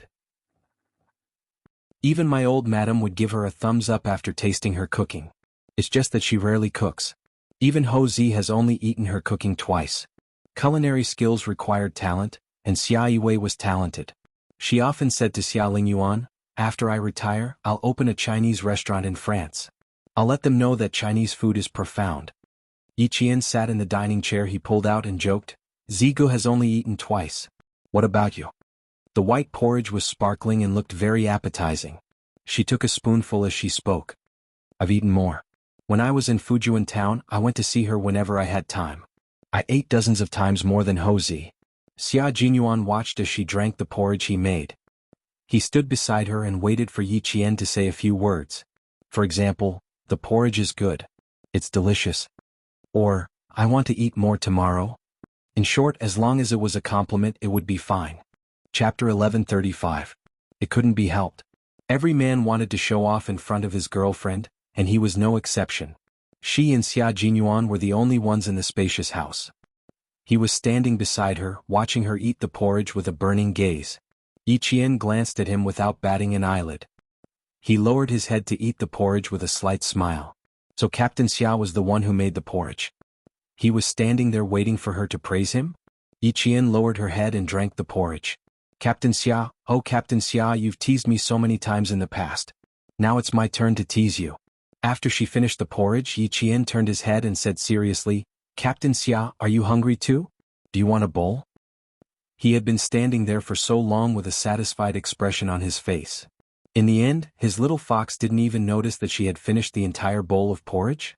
That's not possible. But from her expression, it seemed like she really didn't know. Did she think that Uncle Chen made the porridge? "How does the porridge taste?" he asked. Yi Qian nodded and said, "Uncle Chen made it. It's not bad." He continued to maintain a serious expression so that the man in front of him wouldn't notice anything amiss. Major Xia, who had always been observant, believed him. He raised his hand to touch the top of her head and sighed. "It wasn't easy for me to show off, but my future girlfriend didn't even notice. What a failure." "It's okay. Captain Xia can continue to show off tomorrow morning. I'll definitely see." Yi Qian said and couldn't help but laugh. As soon as she laughed, Xia Jinyuan immediately reacted. What a sly little fox. She even tricked him. "So you were just teasing me. Don't struggle. Be good and let me carry you back to your room." Xia Jinxiu raised her eyebrows and revealed a mischievous smile. Before Yi Qian got up, she hugged him with her long and strong arms and turned to walk into the room. This was a time to relax. Even though there were only the two of them in the house, and he was even carrying her into the room, Yi Qian did not feel any sense of danger. He smiled and praised, "It's delicious and fragrant. It was comparable to a 5-star chef. Very good. I like it very much. You've worked hard, Captain Xia. I've been waiting for a word of praise from you. I feel like I've been waiting for an entire spring, summer, autumn, and winter. Now it's time for interest." Xia Jinyuan gently placed Yi Qian on the bed. Then he leaned over and placed his handsome face right in front of Yi Qian. He chuckled and said, "Interest, a kiss." Xia Jinyuan had experienced what it felt like to be starved for 7 days. He knew very well that even if he really drank a mouthful of hot porridge, his stomach would react with convulsions. She had been drinking the porridge with her head lowered just now to cover up the discomfort in her stomach. How could she go on like this? Yi Qian kissed him gently on the cheek. Then, her eyes sparkled as she looked gently at the man who was taking care of her. "Thank you, Captain Xia." "Captain Xia? I don't like this title. How about we change it?" His kiss landed on her lips. His gentle voice was as light as the strings of a piano under the dim light of the table lamp. "Good brother, what do you think?" "Mashi." Yi Qian closed his eyes. The corners of his mouth curled up as he said, "Captain Xia, Captain Xia, Captain Xia, Captain Xia." His lips and teeth were full of sweetness. "You disobedient little thing. Let's talk about it again next time. It was 2:30. After half an hour of messing around, it was time to rest. Xia Jinyuan kissed her forehead and got up. I have to take a shower too. I haven't showered for 3 days and 2 nights. Didn't you smell my sweat just now? Chapter 1136. If there was a smell, Yi Qian would have been able to smell it. Because there was no smell of sweat, there was only a light refreshing scent that filled his nose.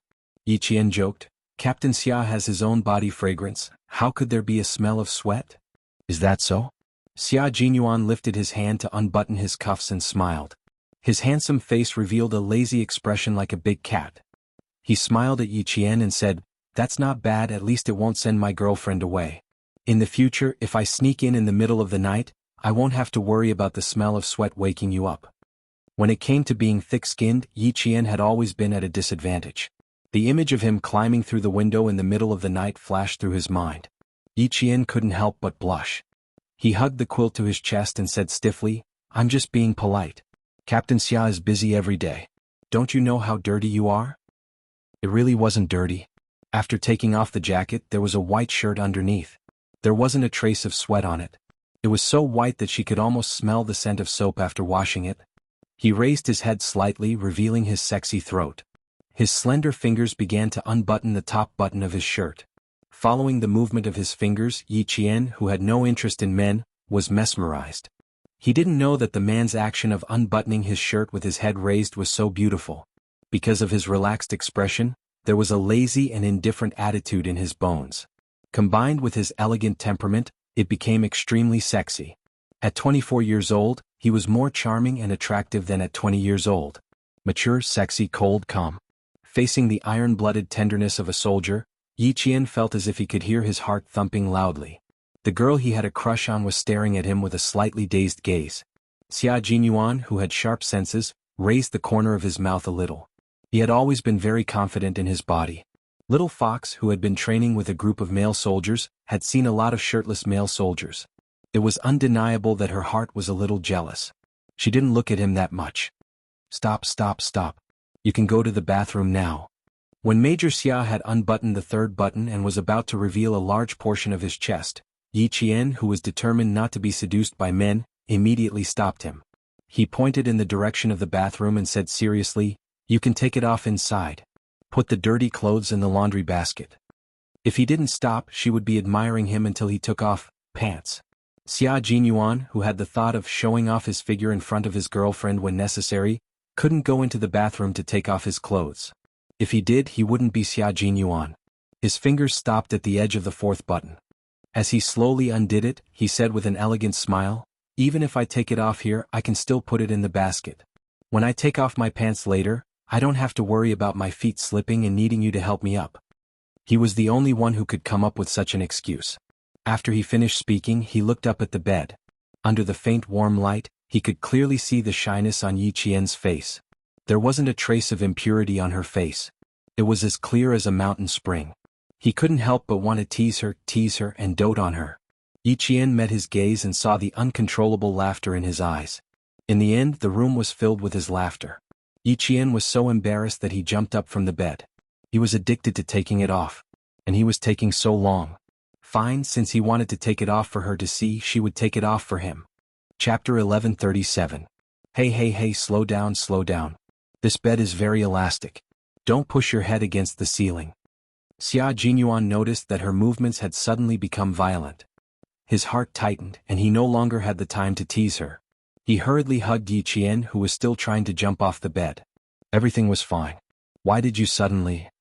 Yi Qian, who was in his arms, became violent for once.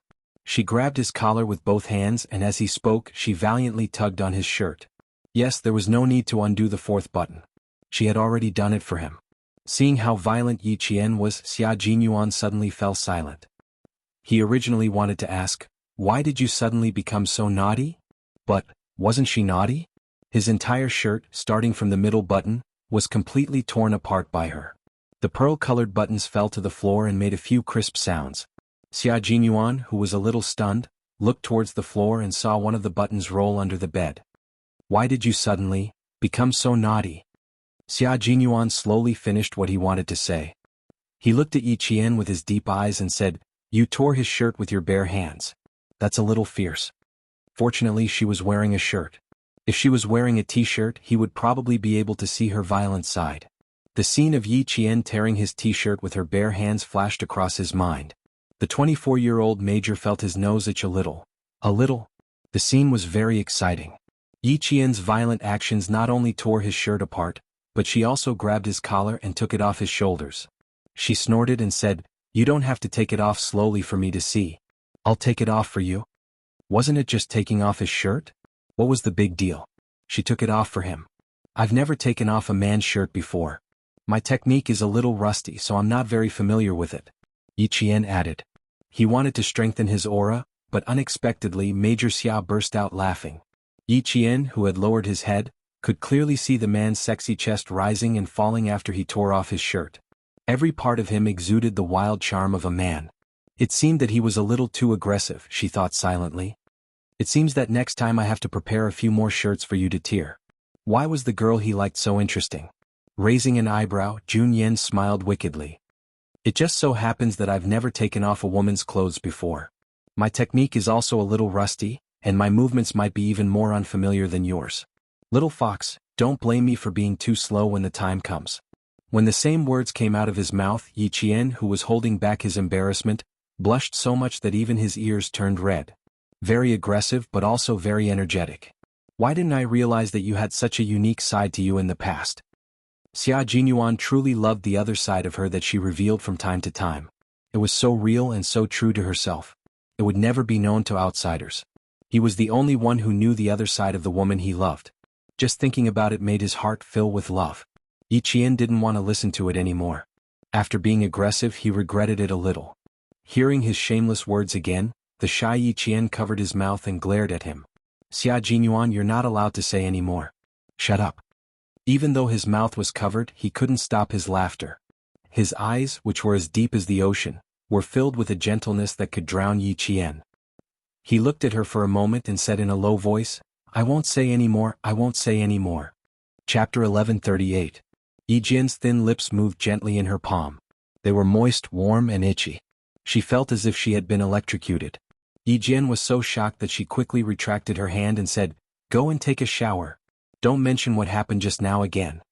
Why did she tear his clothes just now? But he didn't regret it. At least she saw that he was obviously in a daze. He didn't react for at least 30 seconds and was stunned by his own actions. Since I'm a good person, why don't you take off my entire shirt? With his shirt hanging from his shoulders, Xia Jinyuan continued to shamelessly discuss the fun of tearing clothes with your bare hands. His dark and deep eyes were like an ancient well, and he smiled at Yi Qian with a dark and bottomless gaze. You're unfamiliar with the craft. Practice a few more times and you'll be able to master it one day. As he spoke, the corners of his lips curled into an ambiguous smile. He leaned close to Yi Jian's ear and whispered something softly. Yi Jian did not even think twice before biting his shoulder. Xia Jinyuan, you hooligan. You're calling me a hooligan in your heart, aren't you? Little fox, when two people are in love with each other, it's not called being a hooligan. It should be called being in love with each other. Her bite was as light as a puppy's lick. She couldn't bear to let him feel pain. She bit him and he said what he wanted to say in his heart. His cheek gently rubbed against her ear. Under the warm light, their intertwined figures rubbed against each other. Time seemed to have stopped and the air was sweeter than honey. Xia Jinyuan was a man of grace, gentlemanly, and responsible. However, he also had a common problem with all men, domineering. But there was something different about his domineering nature. It wasn't the kind of domineering that meant what he said, but the kind that meant what he said. It made Yi Qian feel that his sincere domineering nature contained the happiness of being pampered and cared for. He had just said, Man, there are too many people in his life, but the only one he can truly hold in his arms is his own woman. He doesn't know how to love her, but he will try his best to love her and let her know that he loves her. He will put his love into action. As a normal man, it's normal for him to have certain thoughts about the woman he loves. He hopes that one day he can explore it with her, and he also hopes that she will accept it and not run away. The premise is that everything is based on her willingness. All along, Yi Qian felt that he wasn't someone who was easily moved, but after hearing this he couldn't deny that he was very, very tempted. She loosened her mouth and rested her head on his shoulder. She mumbled, Your muscles are so hard. There's a little taste of salt and meat. How much did he want to eat meat? Hugging Yi Jian, who was so skinny that she hurt his hand, he stopped talking about adults. He had no choice. The little fox in his arms was no longer the little girl he first met. She should know what an 18-year-old adult should know. Bear with it. If you really want to eat, I don't mind you taking a few bites of me. Be good and go back to bed. If you don't want to sleep, you can read a book. Let's talk after I take a shower. After sleeping for a few hours, Yi Qian didn't feel sleepy. They hadn't talked for a few months, so it was good to sit and chat. Xia Jinyuan also took a quick shower. 3 minutes later, he was wearing the same fitness shorts as Yi Qian. He walked over lazily, exuding a cool aura. Turn on the light and read a book. The desk lamp is too dim, it hurts my eyes. Chapter 1139. I'm just looking through it. I don't plan on looking at it for long. After knowing each other for so long, Yi Qian could clearly feel that the topics of their conversation had changed drastically, and there was a natural intimacy between them. Looking at Xia Jinyuan, who was sitting next to her and emitting steam, Yi Qian smiled and said, "You'll smell better after taking a shower." It was just past May, and the temperature in the middle of the night was cool and comfortable. Both of them were in good physical condition, so they didn't need to cover themselves with a blanket. They leaned against the headboard with a pillow behind them and chatted in a low voice. After some sweet tenderness, they started to talk about business. From July to August, the Navy Commando team will undergo frogman training. The Major General has already applied to the Navy for you, and now we're just waiting for their reply. If there are no accidents, you'll have to leave immediately after the college entrance examination results come out. You'll have to undergo about 10 days of basic training first. Xia Jinyuan, who was talking about business, had a cold expression on his face. You've never experienced the Navy's training before. It'll be good for you to go and learn for a month. Navy frogman training? Yi Qian's eyes lit up when she heard this. She couldn't help but turn sideways. It sounds so mysterious. Is it a special force in the Navy? Pretty much, but we're used to calling it the commando team. The instructor in charge of this training is one of the top in the entire Navy. I've worked with him twice before. The first time I trained with him, I joined my current special force and he joined the commando team. One had ambitions in the military while the other had ambitions in the military. After half a year of working together, they each made their own mark. Xia Jinyuan smiled faintly when he talked about the past. He's an amazing commando. During the same period, I often competed with him. In the end, even the instructor was worried. There was such an amazing person. Why was he worried? Did you guys fight? Yi Qian's interest was piqued. It wasn't because there was such an amazing person, but because she saw Xia Jinyuan's expression of appreciation for the soldiers he trained with in the same period. In her mind, Captain Xia was amazing enough. She didn't expect there to be someone who was on the same level as him. Her eager expression made Xia Jinyuan raise his eyebrows. You want to see me fight with others? Then you want me to win? Or do you want me to lose? Yi Qian smiled. He wanted to see both. You can't help an outsider, little fox. Xia Jinyuan raised his hand and gently flicked her forehead. He laughed and said, the result you want to see is not there. After half a year of intensive training, I didn't lose and he didn't lose either. It's a tie. Two strong soldiers walked together and were assigned to the same training team. One was wearing a white military uniform, while the other was wearing a dark green military uniform. This left a deep impression on the instructors who had trained them. He's a nice guy, but he doesn't like to talk much. I live in the same dormitory as him. I nod when I wake up in the morning, nod when I come back at night, nod when I wake up in the morning, nod when I come back at night, nod again when I wake up in the morning, nod again when I come back at night. One day the instructor saw us like this and said, both of you have cervical spondylosis? I see you guys pulling your necks every day. At that time the whole team laughed. Now that I think about it, I want to laugh too. Xia Jinyuan was not stingy with his praise for the strong soldiers in the same period. This was because Li Jinyan was indeed a soldier worthy of respect. Although the two of them were from different branches of the military, they had more or less heard about him. During the fire incident in the bay, he was the one who led his commando team into the sea, risking the danger of being burned to death to save countless people. Such a strong person who was not afraid of sacrificing himself could only be admired. Chapter 1140. Yi Qian, who was listening quietly, could feel that Xia Jinyuan really admired this person. She couldn't help but laugh. Then I can't say that I know you when I go over. Don't give me too much training. Alright, what's his name? You'll definitely get it if you give him too much training. Xia Jinyuan chuckled. This little brat was really thoughtful. Was she afraid that Li Jinyan would take revenge on her? He didn't have any enmity with Li Jinyan. They only contacted each other once or twice a year, but they didn't have any grudges. Looking at her sparkling eyes and her expression that said, Captain Xia must have been beaten up by him. He didn't know whether to laugh or cry. I don't have any grudges with Demon King Li.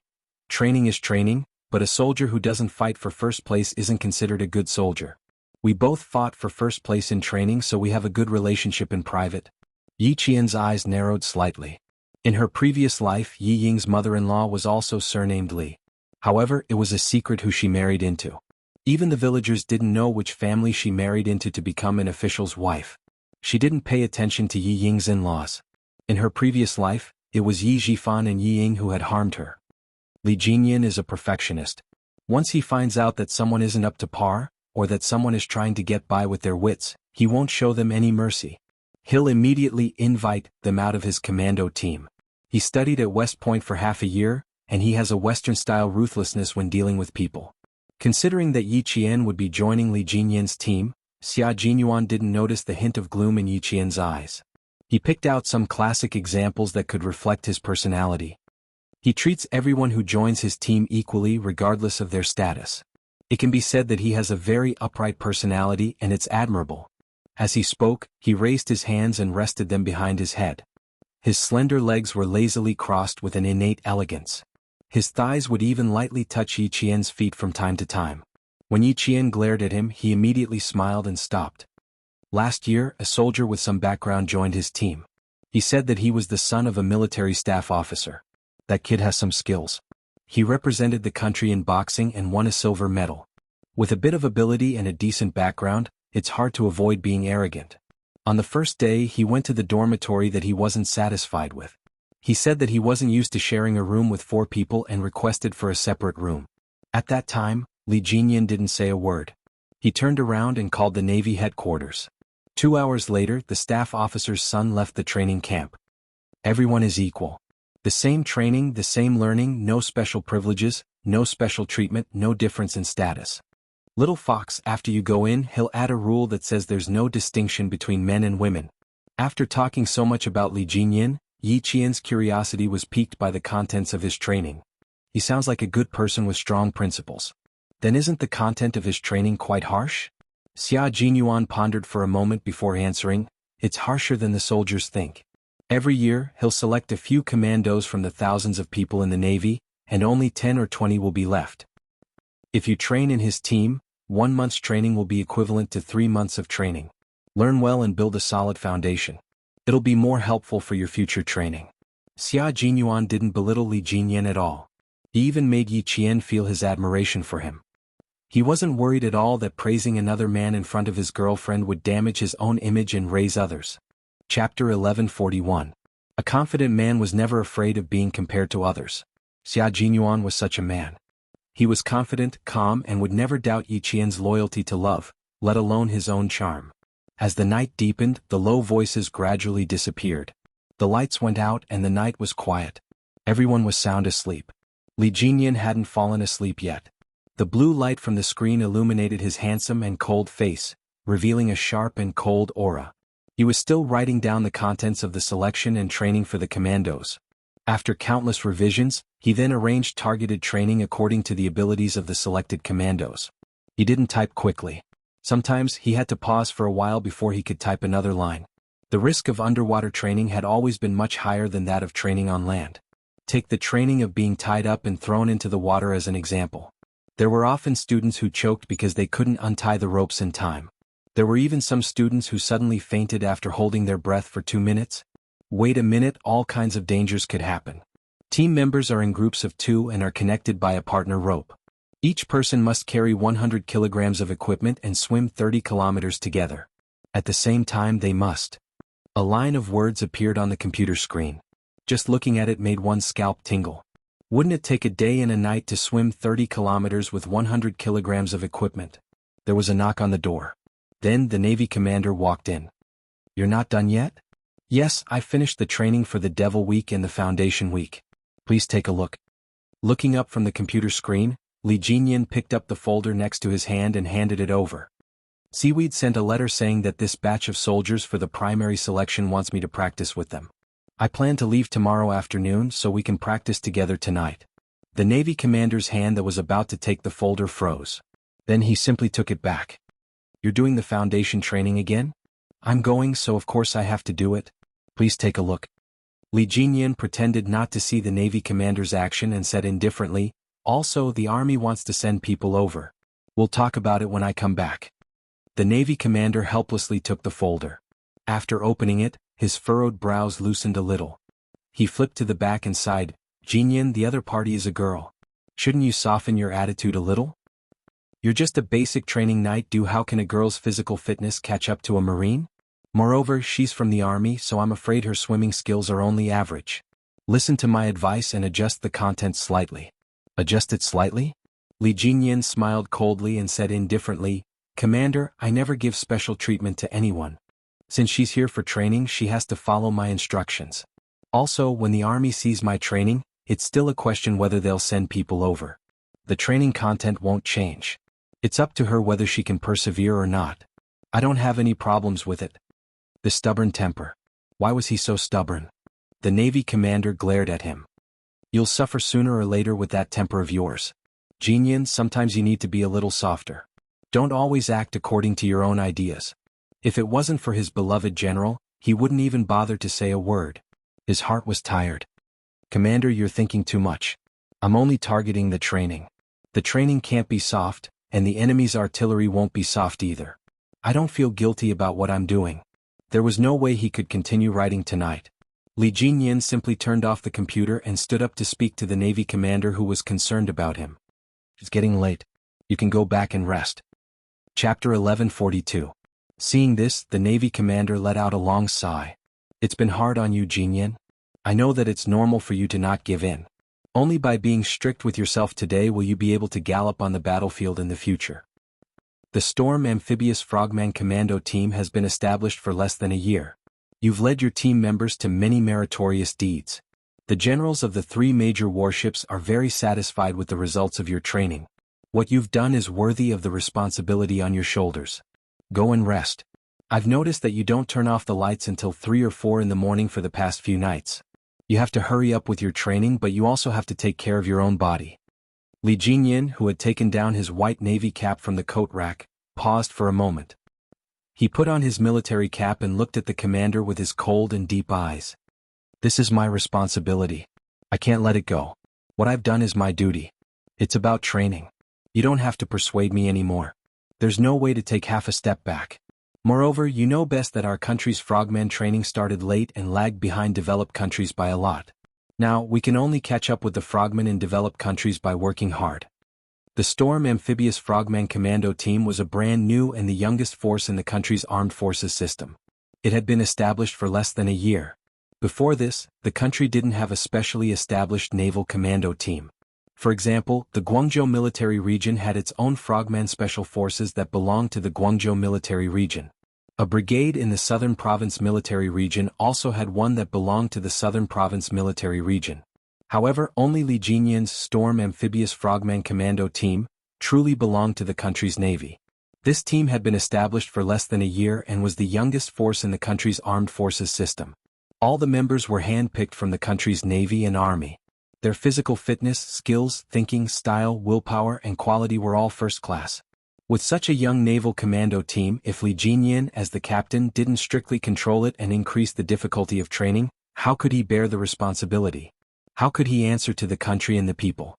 Facts have proven that choosing him as the first captain of this young armed force commando team, the Marine leaders absolutely did not make a wrong choice. Although it has been established for less than a year, their combat strength is beyond the imagination of ordinary people. Coupled with the fact that their training places are all some deserted islands and corners, they have also become a strong, mysterious force. It could be said that in terms of strength, the Navy's Storm Commandos were on the same level as the mysterious Shuiyu Special Forces. Both teams were the sharp blade of our country, and they were also the special forces that were hidden in the dark and not known by others. However, there were differences between the two units. First of all, the Snowfield Brigade was established at the end of the 80s, and it had been 10 years since then. On the other hand, the Storm Amphibious Frogman Assault Team was only established at the end of June last year. It hadn't even been a year since then. As the first captain of this unit, Li Jinyan shouldered a lot more pressure than Xia Jinyuan. Originally, he was a person who did not like to smile. Since he became the captain of the commando team, his sharp and cold handsome face became colder and colder, and his eyes became sharper. Standing in front of the Navy commander, he was full of momentum and killing intent. Also, I'm intentionally increasing the difficulty of the training. You should know what I'm trying to prevent. This is not a place where some high-ranking officials want their sons to gain military merits and get promoted. Military merits and military ranks are given to capable comrades. Commander, I won't let the brothers who have gone through life and death with me suffer. Chapter 1143. After he finished speaking, the Navy commander patted him heavily on the shoulder and said with relief, "Jinyan, you never let me down. Work hard. No matter what happens, we will support you. The 3 major warships will also support you. I will not interfere with Yi Qian's matters anymore. You are the captain, so you should have full authority to make arrangements. I will not have any objections." At this point, a trace of a smile finally appeared on Li Jinyan's face. It was very faint, like a small wave in the sea that quickly splashed and disappeared, but it was enough to dissolve the coldness in his handsome face. "You've always been supportive of my work. I understand." With a Navy commander who supported the progress of his work, he could avoid many external factors and make his work progress smoother and more orderly. "It's my duty to support you. Let's go back to the dormitory together. It's good that you go there tomorrow. This batch of recruits is much worse than last year. They can't even compare to the soldiers you trained during that period. I don't know if it's because all the good seedlings have been selected, but I always feel that they are too impetuous and not as good as the soldiers they used to be," the Navy commander said seriously. The lights in the corridor illuminated 2 figures in the same white military uniform until they disappeared at the top of the stairs. The wind blew and the waves hit.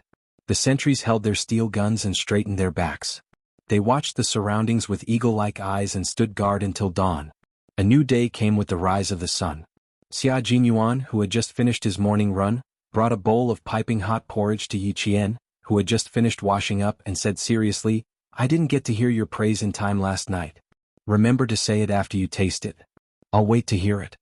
Sometimes the great Major Xia could be narrow-minded. Yi Qian pursed his lips and smiled.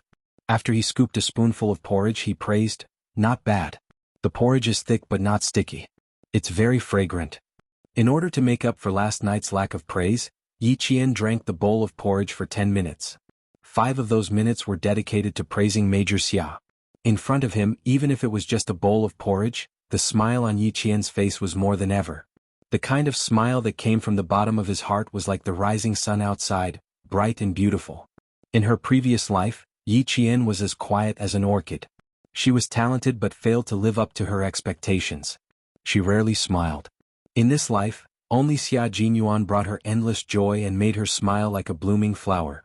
Xia Jinyuan looked at her smiling as she spoke. She was still optimistic without a trace of gloominess, and the darkness in his eyes gradually dissipated. He thought that he wouldn't have to worry about her training in the future and could really let go. Let her face it alone and adjust by herself. She wouldn't need his guidance or psychological guidance anymore. After going through so many trials and tribulations, his little fox was much more determined and mature than before. Her mental fortitude had also improved greatly, and she no longer had the hesitation she had when facing the sacrifice of her comrades. At 6:30 in the morning, Yi Qian went back to her room to pack the revision books she brought to school today. Xia Jinyuan cleaned up the dishes. After he finished cooking in the kitchen and returned to his room, he saw her standing in front of her luggage. Her side profile was slightly dark and she looked slightly serious. Yi Qian heard footsteps and turned around. She saw the tall figure walking towards her. She pursed her lips and bent down to take out a yellow training uniform from her luggage. "Captain Xia, where did you rush over from?" Looking at the unzipped luggage from last night, Xia Jinyuan smiled casually and said, "I wasn't in a hurry. I just finished my work and came over. I didn't deliberately rush over." Chapter 1144. With that said, Xia Jinyuan reached out to take back the training uniform that he had used to climb the landslide. However, Ji Yunshu's hand flashed away, preventing him from taking it back. "You were in a hurry and you didn't even take a car. You." Yi Qian pointed at the 2 obvious mud marks on his knees. Although the corners of her mouth were pressed tightly together, her eyes were slightly red. "Where did you come from? How did you climb all the way?"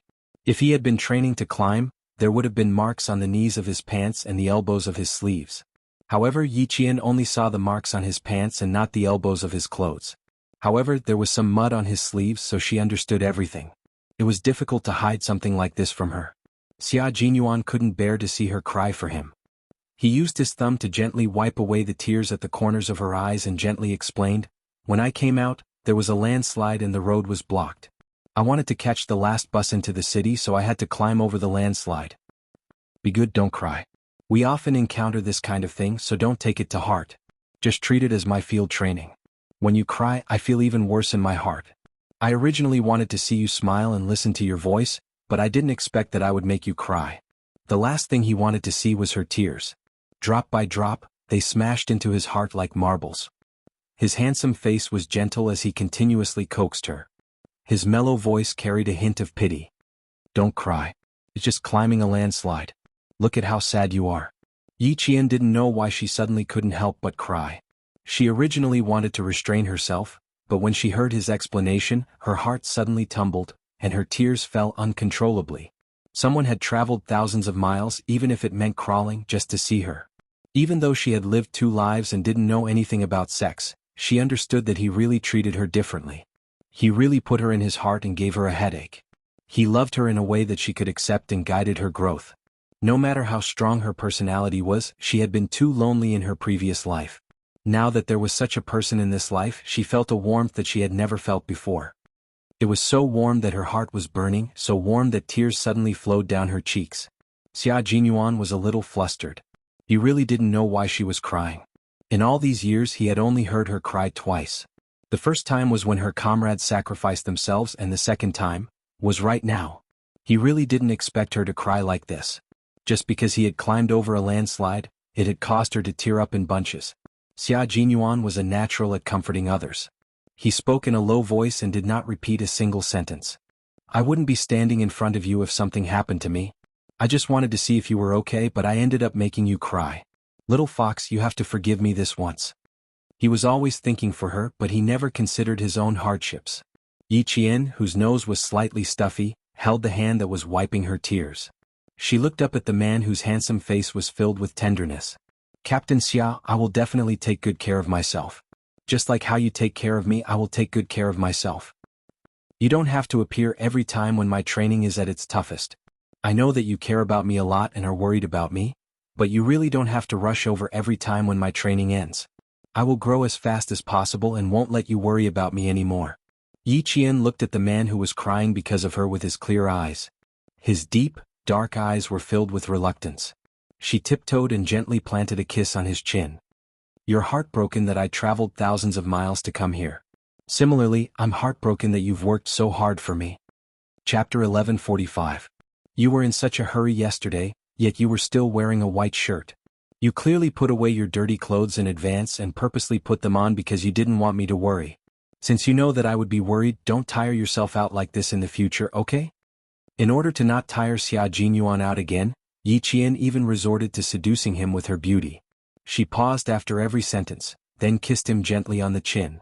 She kissed him back and forth, whispering sweet words to him in a soft voice. It was early in the morning, but the young major's heart was already racing. His long arms wrapped around her slender waist. Xia Jinyuan kissed the little mouth that was messing with his emotions. He nibbled on her soft lips and sucked deeply. Sometimes he was gentle and sometimes he was domineering. Her breaths were intertwined with his. Their breaths were so intertwined that they could no longer tell who was who. The sudden deep breath made Yi Qian's body tremble slightly. Her trembling hands wrapped around his muscular waist. She stood on her heels and used her lips and tongue to kiss the man who gave her a sense of security and love. Her active response made Xia Jinyuan very happy.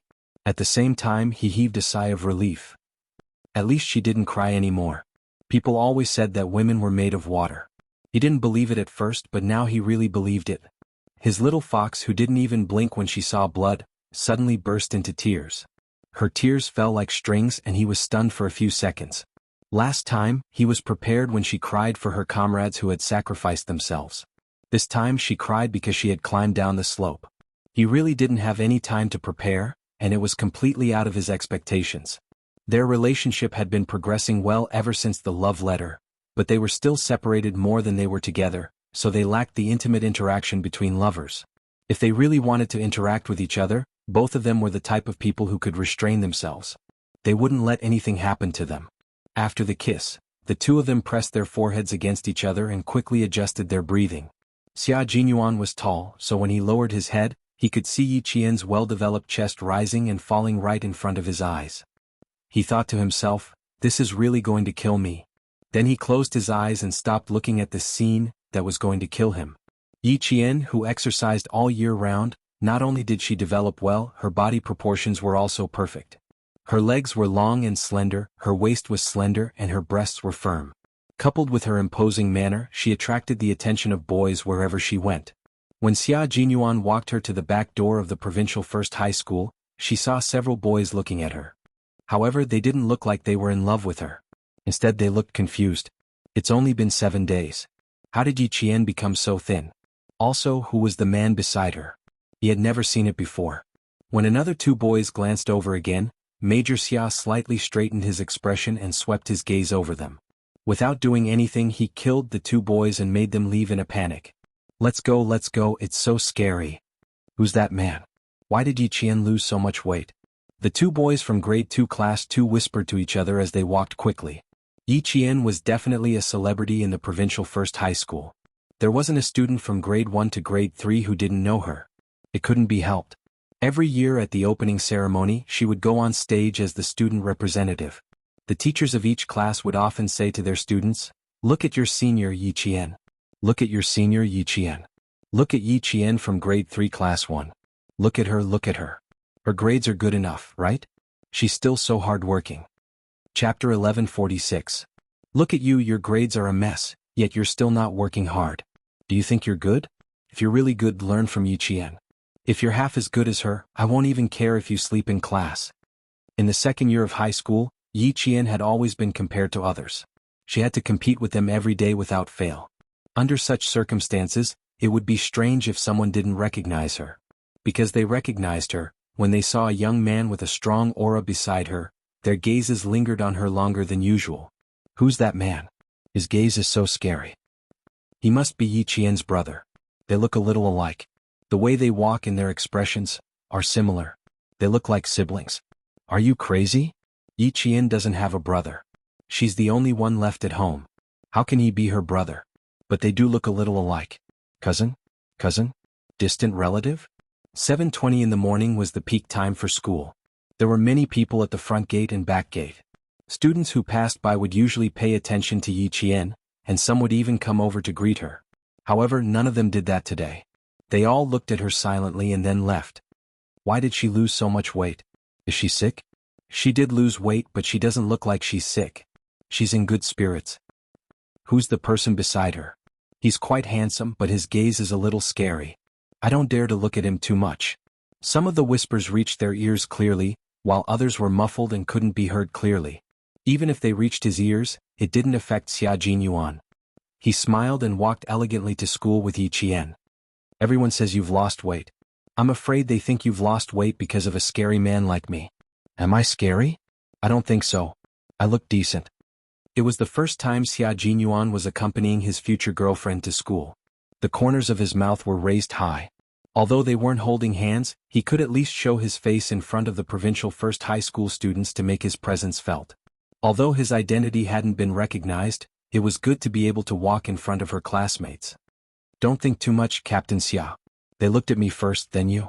You take a second look. When he said that he wanted to send her to school, he already knew that there would definitely be many students sizing her up. As a matter of fact, he didn't know how many gazes he received along the way. Yi Qian said with a smile. He nodded at a girl who was smiling at him and politely said, "Good morning." Then he continued to speak to Xia Jinyuan, "But you're right about one thing. I'm afraid they really think that I've lost weight because of you." He returned to the team in the afternoon. The distance from the residential area to the campus was less than 400 meters. Walking slowly for 10 minutes became the time they spent together. She wanted to spend more time with him even if they were seen by their classmates. In the past, she was afraid that he would be influenced by an underage student because of his identity as a soldier. Now that she was 18 years old, what did she have to be afraid of? Hurry up and go. I'll visit you again when I'm free. Xia Jinyuan walked Yi Qian all the way to the back gate of the school. He was wearing a white short-sleeved shirt and black trousers. He stood by the side looking handsome and elegant. His eyes contained a gentle smile as he watched Yi Qian enter the school. The boys would look at Yi Qian more often, while the girls would secretly look at Xia Jinyuan more often. He stood tall and slender among the students. His handsome face contained a deep and charming smile. Even if he only smiled at Yi Qian, it still made the hearts of the girls who walked past him palpitate. Chapter 1147. Even though she didn't say a word, she couldn't help but blush when she walked past him. Yi Qian, who had already entered the school, smirked when he saw this. So many people were looking at him. Fine, this was the first time she felt a little jealous. Captain Xia. Yi Qian walked up to him and gestured for him to lower his head with a smile. Then, under everyone's gaze, Yi Qian suddenly kissed Major Xia, who was bending down with his head lowered. Gasps could be heard all around. Both the boys and girls watched as the good student of their school, Yi Jian, kissed a man's face. I'm going to school. See you next time, my good brother. After the kiss, Yi Qian looked at Major Xia, who was stunned by his actions and felt even better. He waved at him, and amidst the gasps, Yi Qian turned around and walked into the school gate without any pressure. Xia Jinyuan was really dumbfounded. Just a second ago he was still thinking that his identity could not be exposed. The next second, his little fox, who never acted according to common sense, kissed him. She kissed him in front of at least 30 students. After the kiss, she even called him good brother to confuse the public. The major touched the cheek that had been kissed, and the corners of her mouth curled up even higher. She even smiled at the few male students who were staring at her in horror. With a noble temperament, she elegantly left the school through the back door. That's right, his little fox finally admitted his identity. After 4 years of waiting, he finally saw the light of day. Breaking news. Yi Qian just kissed a boy at the back of the school gate. It was absolutely true. Countless students saw it with their own eyes. That's right. I'm not lying to you. It really happened. She really kissed a guy.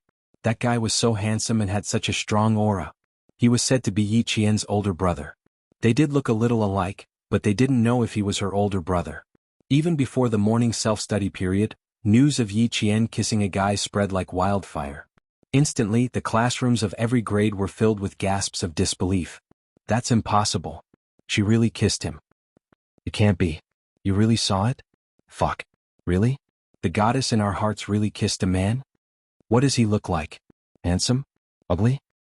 Damn, is he that handsome? It can't be. And it's very high?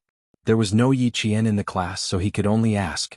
Meanwhile, some of the grade 12 class 1 students were staring at Yi Qian. Their eyes were like searchlights trying to find some clues from her face. This time, Jiasun did not hesitate to take the lead. She squeezed onto the same stool as Yi Qian and said with a worried look, "There are only 40 days left until the college entrance exam. Yi Qian, why are you kissing a man? If you really want to kiss me, you have to do it in secret. Why did you kiss me in public? You have to pay attention to your image, okay? You have to pay attention to your influence. Let me tell you, the whole school knows about it now, everyone knows about it. Even teacher wants to have a heart-to-heart talk with you. Just wait, I'll definitely have a heart-to-heart talk with you later." The girl who was listening by the side was extremely anxious. Why didn't she get to the point? She kept shushing her and said, "Are you in a relationship? What does that guy do? Where is he from? When did you date? Jiasun, get to the point, get to the point." Damn, she was asking all the point. And Jiasun turned her head to glare at the girl who was urging her and said, "When did you date? Why is there no news at all? Who is that guy? Is he reliable? What does he do? Do you even know about it?" Chapter 1148. After she asked the question, all the students held their breaths and waited for Yi Qian to answer calmly. Then, someone rushed into the classroom like a gust of wind and shouted, "Holy shit, I just heard someone say that Yi Qian kissed a man who was so handsome that he angered both men and gods. She even took the initiative to kiss him. Do any of you know?" The classroom was very quiet, but the boy's voice was exceptionally loud. The students who were waiting for Yi Qian's answer turned to glare at the boy who came late. All the students sitting in the classroom knew. You're the only one who knows. So handsome that he angered both men and gods? Yi Qian laughed and pondered for a while before saying, "Not so handsome that he angered both men and gods. But handsome, he is indeed a little handsome." And Jiasun rubbed her forehead and forced a smile. She asked, "Jane Eyre, you're focusing on the wrong thing. Can you answer me a little? You dared to run a red light at a critical moment. Aren't you afraid of being punished?" Everyone was only concerned about who Yi Qian kissed, but Jiasun's focus was completely different. She was afraid that something would happen to Yi Qian, and at this time, something would happen to him. No, don't worry. Yi Qian comforted her and smiled. I'll tell you who he is in the future. It's a little inconvenient now, but I can tell you that he is indeed someone who is very close to me. Our relationship is far from what you have seen. Everyone's curiosity can be quelled. It was just a normal kiss. Don't tell me that the couples in class don't know what a normal kiss is. This is what it is. The few couples in the class kissed normally. Yi Jian just didn't say it out loud. The students of grade 12 class 1 immediately understood. A few boys screamed and said, "She's already taken. There's no hope for all of them. Go, go, go, go, turn your grief into strength and learn." The whole class burst into laughter. If they were to talk about it, they wouldn't be surprised. It was just a small matter. Who didn't have a crush on someone? Who didn't fantasize about kissing someone in their heart? As for Yi Qian, his grades were at the forefront, and his actions were also at the forefront. They couldn't compare. Are you sure? Are you sure? The students dispersed, but Jiasin didn't leave. She said softly, "You always have your own way of doing things. If you say it's fine, then it's fine." Oh damn, I was scared to death just now. I was just getting breakfast when I heard a bunch of people talking about how Yi Qian kissed a man. A very, very handsome man. How handsome. And Jiasin had always believed in Yi Qian. When she said that she was fine, her worries were immediately swept away. She giggled and asked, "There's only one handsome man I've ever seen, and that's the handsome military officer who taught us about precautionary measures in junior high. Tsk, that's what I call handsome. He's so handsome that I'm drooling." As she spoke, she pretended to wipe the corner of her mouth. "I'm drooling all over the floor." Ah, she still remembered? Yi Qian smiled meaningfully and said, "Yes, he is. Next time I'll bring you to meet him." "No way, he's really that handsome." Okay, bring me to meet him. Bring me to meet him." And Jiasin immediately nodded. Then she touched Yi Qian's arm and frowned as she stared at her wrist. "What happened? You've lost so much weight in 7 days. Where did you go?" "I went to do something. I didn't eat much." "It's fine. I'll be fine after a few days." Just then the morning self-study bell rang. Yi Qian gestured for her to quickly return to her seat. "I'll be fine here. It won't affect anything. Hurry back to your seat."